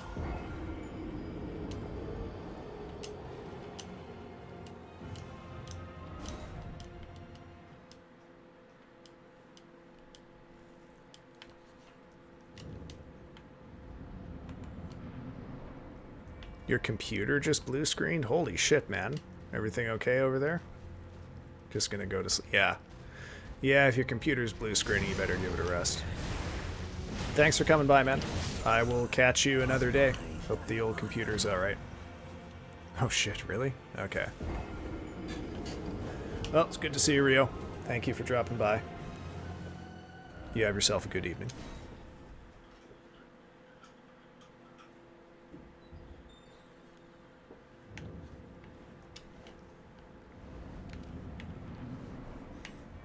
Alright, so phase 2 I think I can have in the bag, because last couple of pulls have been pretty good with the dodges, and I've been getting better at not letting him zone me in really detrimental ways. So it's just a matter of practice and focus. Focus has some asterisks on it because I just am not talking so much. My yapping is limiting my overall focus that I'm giving to this. But of course, that's the ultra instinct method, I guess.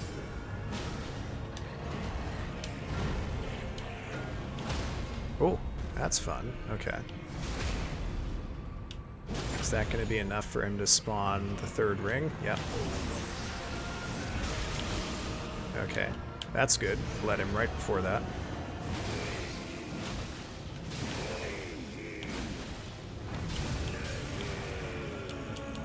Heal up. Hit him one more time. Okay. Can't see him. It's not good. Uh-oh. Can't see anything. Just fire right in front of me. Wow, did that not kill me? How did that not kill? Okay, well. I suppose it was inevitable. Take a bunch of little hits. It's gonna add up.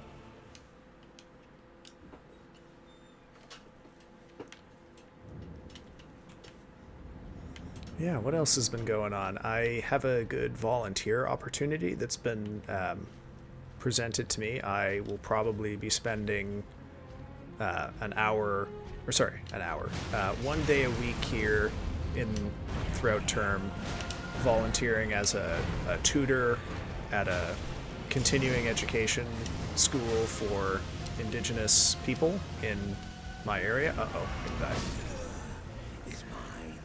Which I think will be, it'll be good, because I have been out of a sort of high school level environment for quite a few years now. The last time I was directly teaching high school students was 2017, and then I did tutoring until, when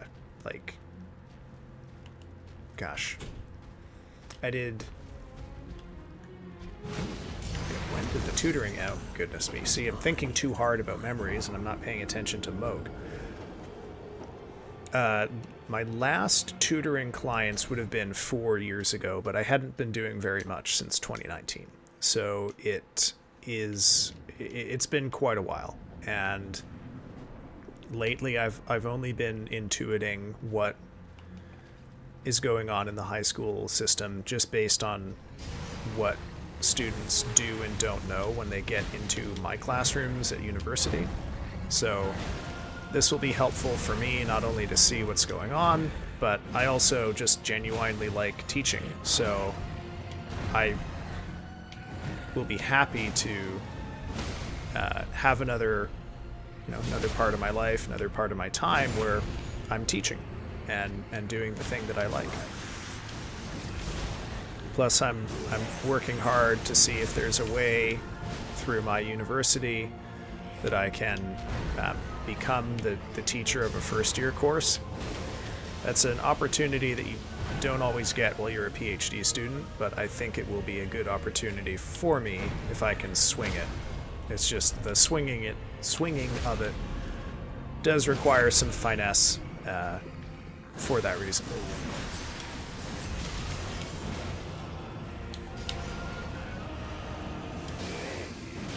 Okay.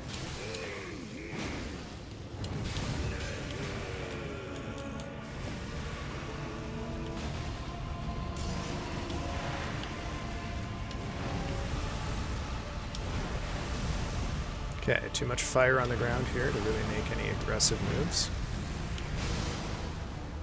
Gotta back up. That's a big AoE. Can't punish that because he's standing in the fire.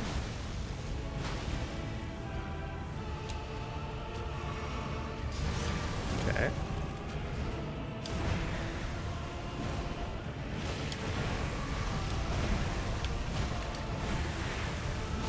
Should stagger him soon.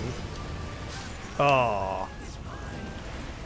Probably the next hit would have staggered him if I hadn't overextended my stamina a bit and been unable to roll forward on that.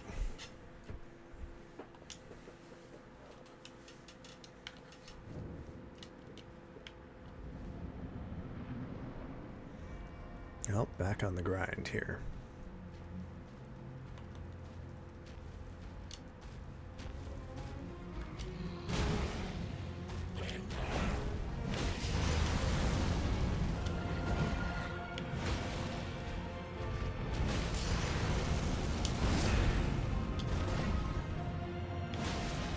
I could probably be doing heavy attacks more often than I am, but I'm hesitant to commit. I'm already having issues with how much risk I'm taking in Phase 1.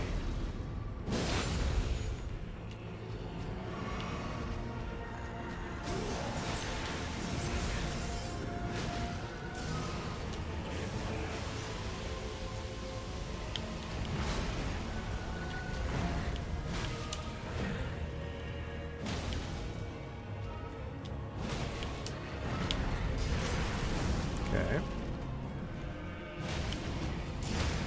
Oh, very nice.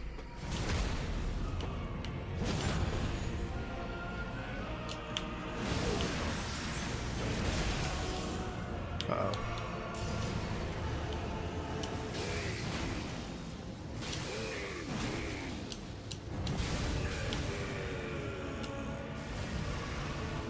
Smack him once. Okay, good. Frosted him right away. Oh, okay, that's interesting. This may mean I can't count on another stagger. Okay, that attack will go over my head. That's good to know. That won't, though. Yeah, honestly, I think I got Phase 2 in the bag if I can just stop. If I can just moderate the aggression a bit and take fewer risks and, you know, I know how to recognize most attacks. That quick slam with the trident is still catching me sometimes. I mean, it's highly visible in Phase 1.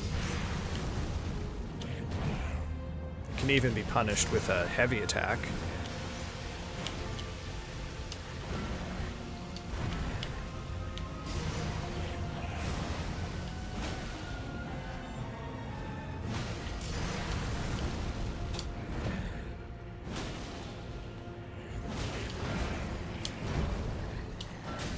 Oh, is mine. got caught on the vertical of the AoE. That's a shame. That's a real shame.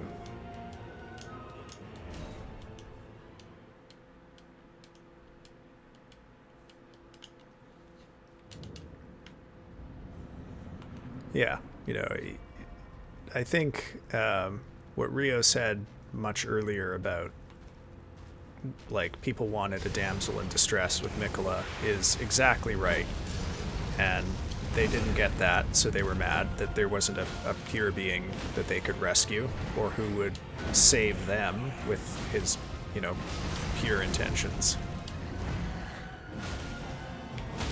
But I think, you know, the comparison to Griffin is also important because Mikola, you know, famously is cursed to be a child, and one of the rewards of keeping that in mind is you start to realize like how much of Mikola you can describe in reference to that, and that doesn't necessarily mean that it's always going to be correct to do so, because there's nothing inherently childish, for example, about wanting like a world based on love. It's just that the kind of love that Mikola envisions is the kind of love that children understand, which is like this all-encompassing love of parent for child that offers you perfect care and satisfies all of your needs. And that is the kind of love that this world of Elden Ring cannot sustain, right? What Mikola can't understand because he's a child is the kind of love that like adults feel for one another. He can't understand more mature kinds of relation. And like, yeah, this can be, you know, you can see that in like Mohg, for example. Mikola does not perhaps anticipate exactly how Mohg will understand love, right?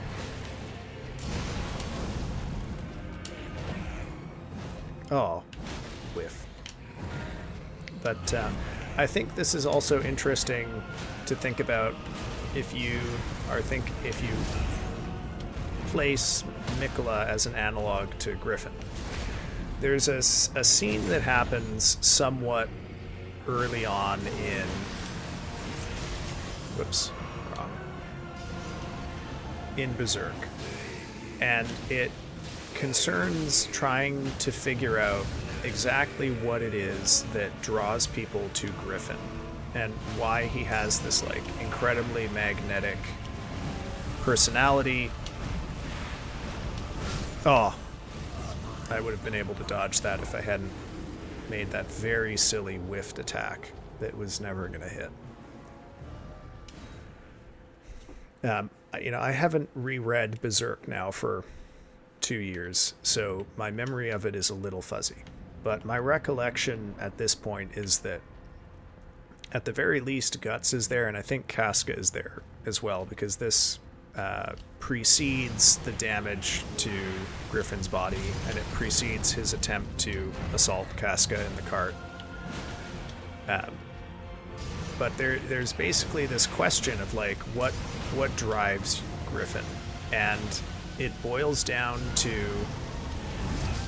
like, why does he fight and what is he fighting for? And you're led up to this point to think you're going to get like this incredibly majestic speech or something very striking and elegant, perhaps, or something very moving and emotive and insightful about the human condition, about the agonies of fighting in a war that doesn't have, you know, any good outcomes.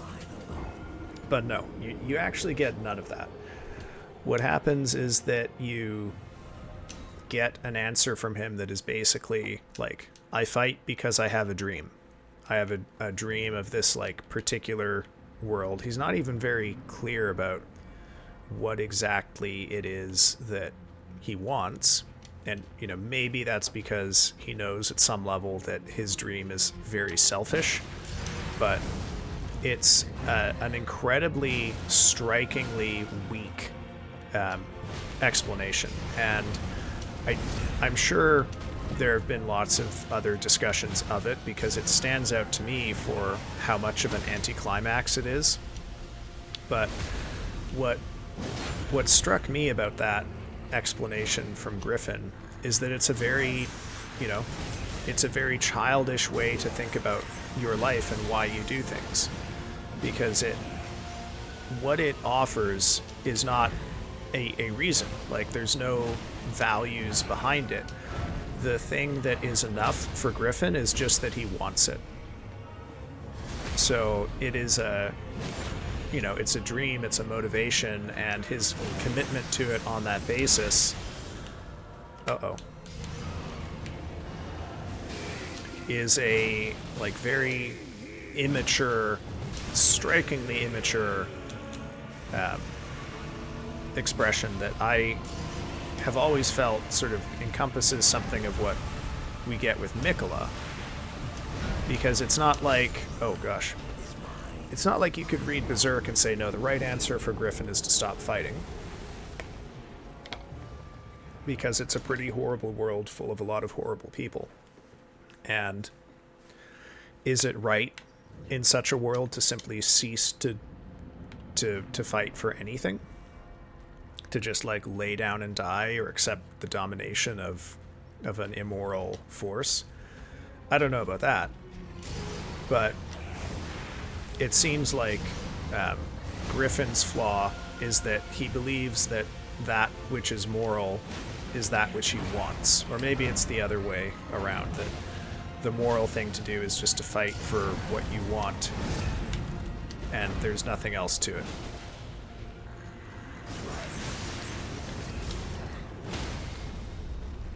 So, knowing that there's this, analogy or thematic alignment between Mikola and Griffin, nothing about Mikola shocks me all that much. He's exactly what I expected. Except that, maybe you could say that Mikola is less individually evil in some of the ways that Griffin is. But ultimately, you have plenty of information that the game gives you to tell you that Mikola is not going to be a good character.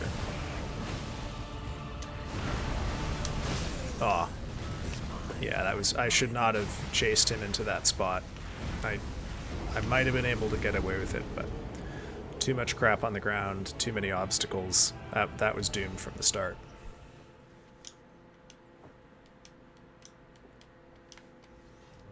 I do think, though, it'll only take one good phase 2 here.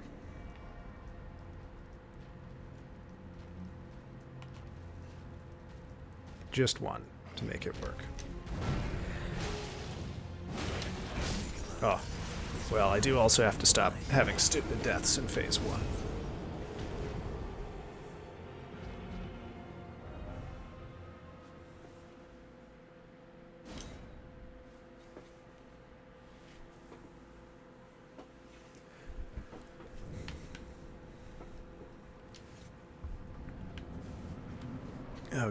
Okay. Come on, brother. We can do this. Whoop. In you go.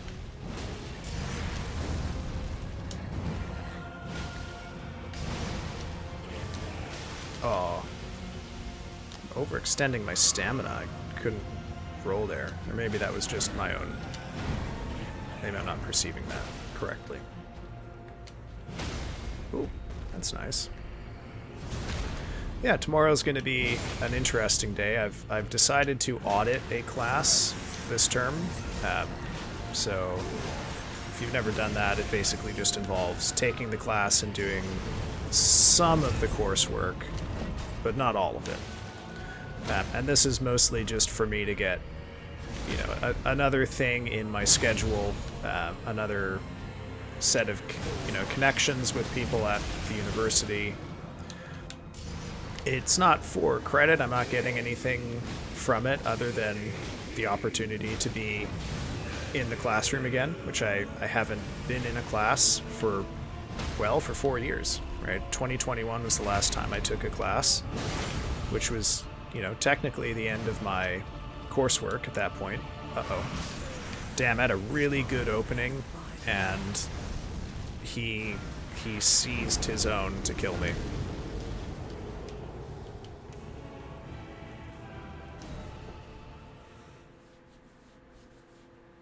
Damn, that is a crying shame right there. Oh well. Oh well.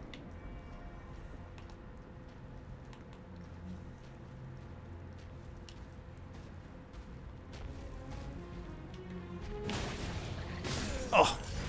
Oh no. No. Alright. Well, I should be ashamed of that, and I am.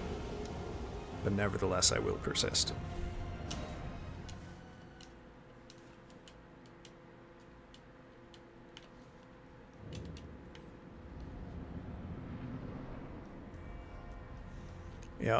I talked about this a bit yesterday too, but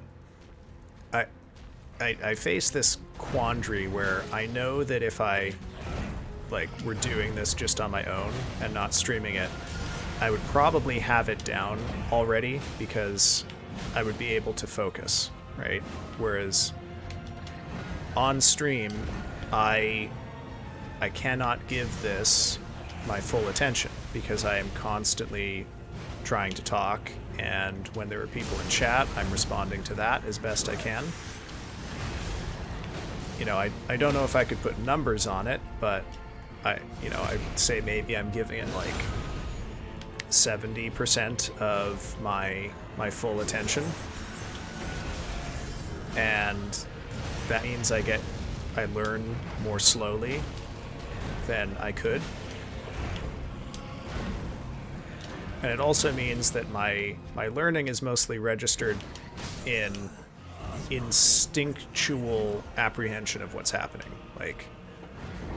I simply cannot give it the full amount of focus that I would to see and then consciously react to everything that I'm saying, which is why,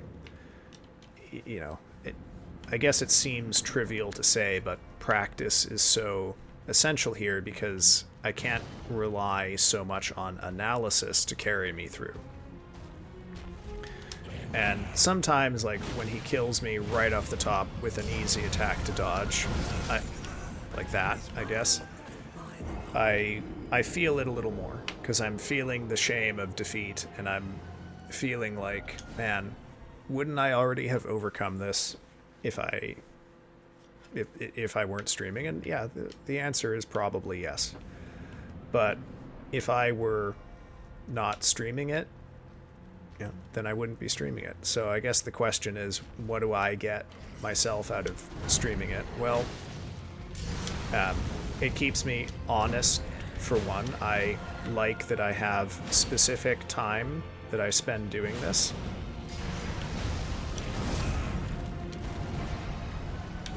I also like that, there's the possibility to have it be a little more social.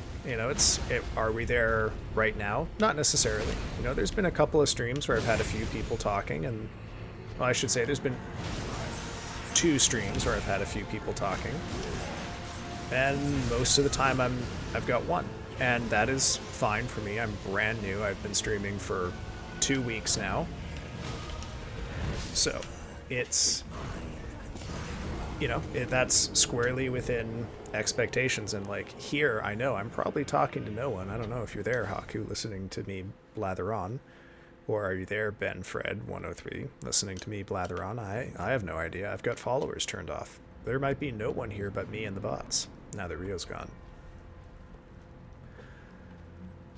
But because I don't know, how far it'll go, I don't know what it's going to be like to progress through a rune level 1 run if I had 5 people talking, but I certainly wouldn't object to having people in the chat who are making fun of me for getting killed by the easy stuff, because you know what? I deserve it. I deserve to get made fun of, because I should not be getting killed by the easy stuff. So maybe that would be its own kind of motivation that I simply never could have if it were just me doing this on my own. Plus the fact that I'm forcing myself to ramble out loud is,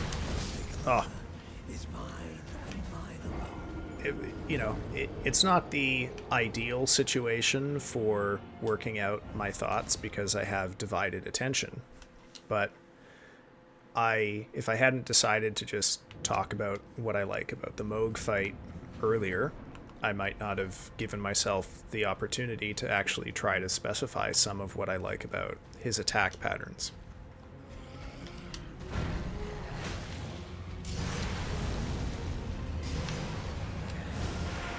Even though I would happily say this is an easier fight than, like, Fire Giant.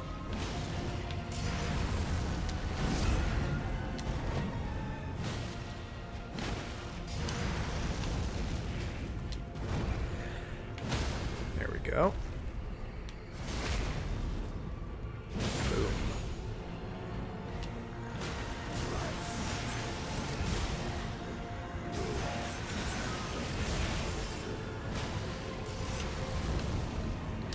Okay. Nice, nice.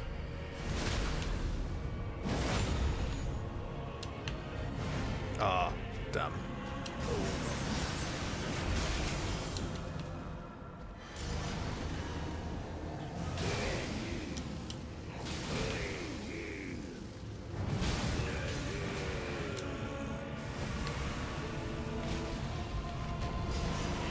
Okay, good, good, good. Oh, I dodged into the fire. Oh, but he didn't punish me for it. Okay. Interesting.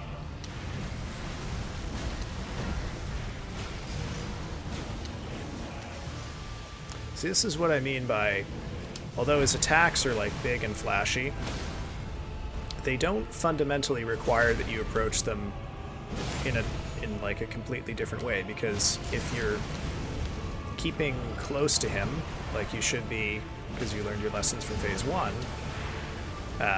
those blood sprays will all go over your head, right? So it's basically just this attack that you have to deal with because it's new, and then that has its own dimension, but you had a charge you had to deal with in Phase 1. Oh! I wish that were a little easier to punish.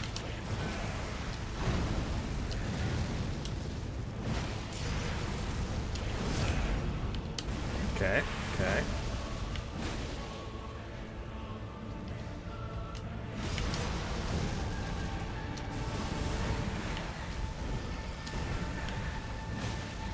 Okay. Oh, might have it here. Might have it here. Are we gonna get it? Be careful. Be careful. Don't take any risks. Oh, very close. Very doable. Just some bad execution on my part there. We would have had this in the bag without that. It's like a 1% death.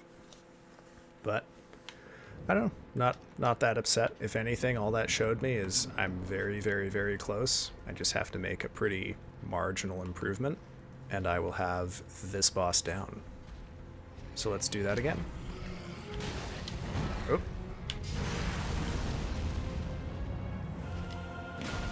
I do also like that, you know, one of the unexpected advantages of his boss fight requiring you to hold Flask for Phase 2 is that there's no timer. Like, I don't feel a rush to get through Phase 1. You know, unlike, say, the Fire Giant, where before I decided to simply hold off on flasking until Phase 2, I really felt like I had to sprint through that phase to get as much out of my flask, because the bubble was wearing off just on time alone, and boy, that's no good.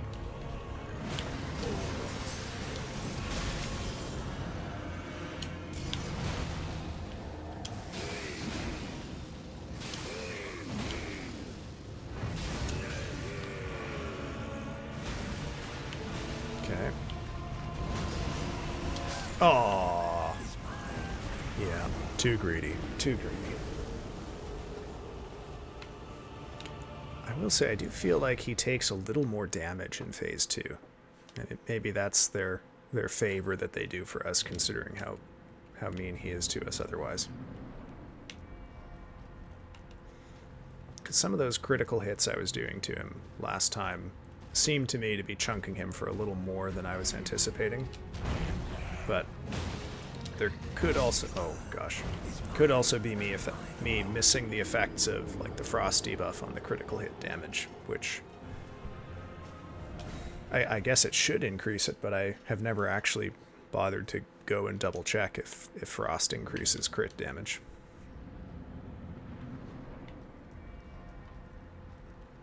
At any rate, though, I'm feeling good. I think with a slightly over half an hour left, it is possible for me to kill him. I only need basically one good pull. But admittedly, I also need to tighten up my phase 1 here, because I am getting a little too cocky, and because of that, he's killing me with stuff that he should not be killing me with, and you know, any pull that doesn't get to phase 2 is a wasted opportunity to show what a perfect phase 2 could mean.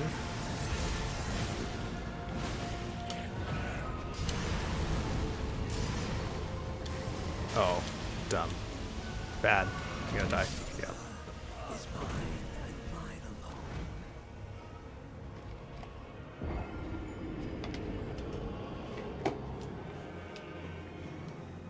But there's no cause to get mad. You know, if I don't get it tonight, I don't get it tonight. Because I don't really want to go and do like a 4-hour stream or anything like that. Because whoops. I want to go for a walk after this. I've got a podcast to listen to. And I love going for walks late at night. Then when I come back, I've got a bit of Latin to study. I guess I could do Latin tomorrow. I try to spend 3 hours a week studying Latin, and I didn't do any yesterday. Oh.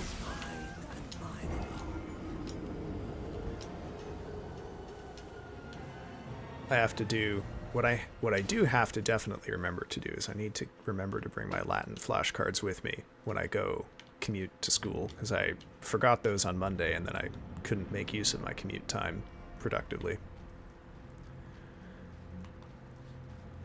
But you know, I find studying Latin to be incredibly soothing. Like it's not a I don't feel bored at all. You know what I honestly feel like? Studying Latin for me is a bit like the experience you have of making progress on a difficult boss, I guess. You know, the analogy is very clumsy, but it's, you know, you can feel it, even though it might not have like a number attached to it that's really easy to observe or define. And it's definably a thing that you're doing. Like, no amount of failure on these rune level 1 bosses ever makes me feel bad, because ultimately it's a determinate scenario. Like, I'm fighting these bosses. They are programmed to act in a certain way, and if I fail to perceive that and get killed by them, I have no one to blame by myself. Like, the timings to dodge Mohg's attacks are the same every time. And if I don't get it, then it's fully my fault. There's no one else who can be said to have any influence in that.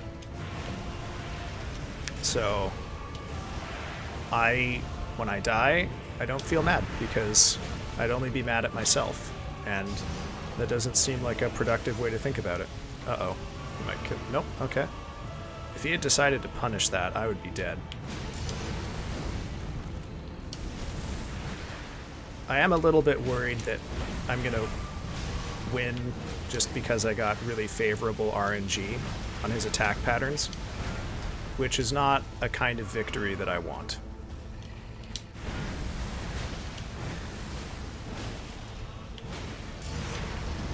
Uh-oh. There we go. That was real ugly, but it worked. Perfect, perfect, perfect. Okay.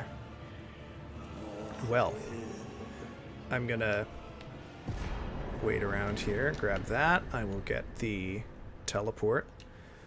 And then I think we will call it for the evening here, since I have made my goal. I had other stuff I thought we could do, but with only 20 minutes left in the evening, I'm not gonna bother with any of that, since we've just don't really have time for it. We'd only just be getting started when it's time to wrap up. So we're gonna move to our ending. And I will have, let's first roll credits. So just give me a sec here. And I will pull up, whoops, gosh, that was loud, wasn't it? So credits here. My model, my GiftTuber model, is courtesy of Sag Bast. The overlays, panels, and alert graphics are courtesy of E-Terrestrial on Etsy. Startup, BRB, and ending screens, like the one you're seeing right now, are courtesy of Bizarre Beasties, also on Etsy. The opening music is Heavy Heart by Kevin MacLeod. The chatting background music is, and the BRB background music is an original composition by Haku Ataki. The ending music is Eternal Sleep by Darren Curtis. Thank you very much for everyone who joined me tonight or who is watching this VOD after the fact. Next time on Friday, I'm going to be playing Carrion again, and maybe I will be playing Scorn also. I have not decided quite yet, but it's definitely on the docket for me soon. Might also be playing a bit of Nightmare Cart maybe on Saturday, off-schedule Guerrilla stream. But, you know, decisions, they haven't been made yet.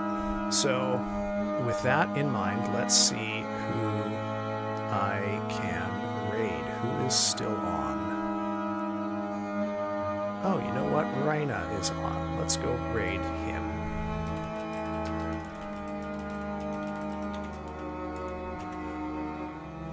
Alright, folks. Thank you very much for joining me this evening. I will see you all next time.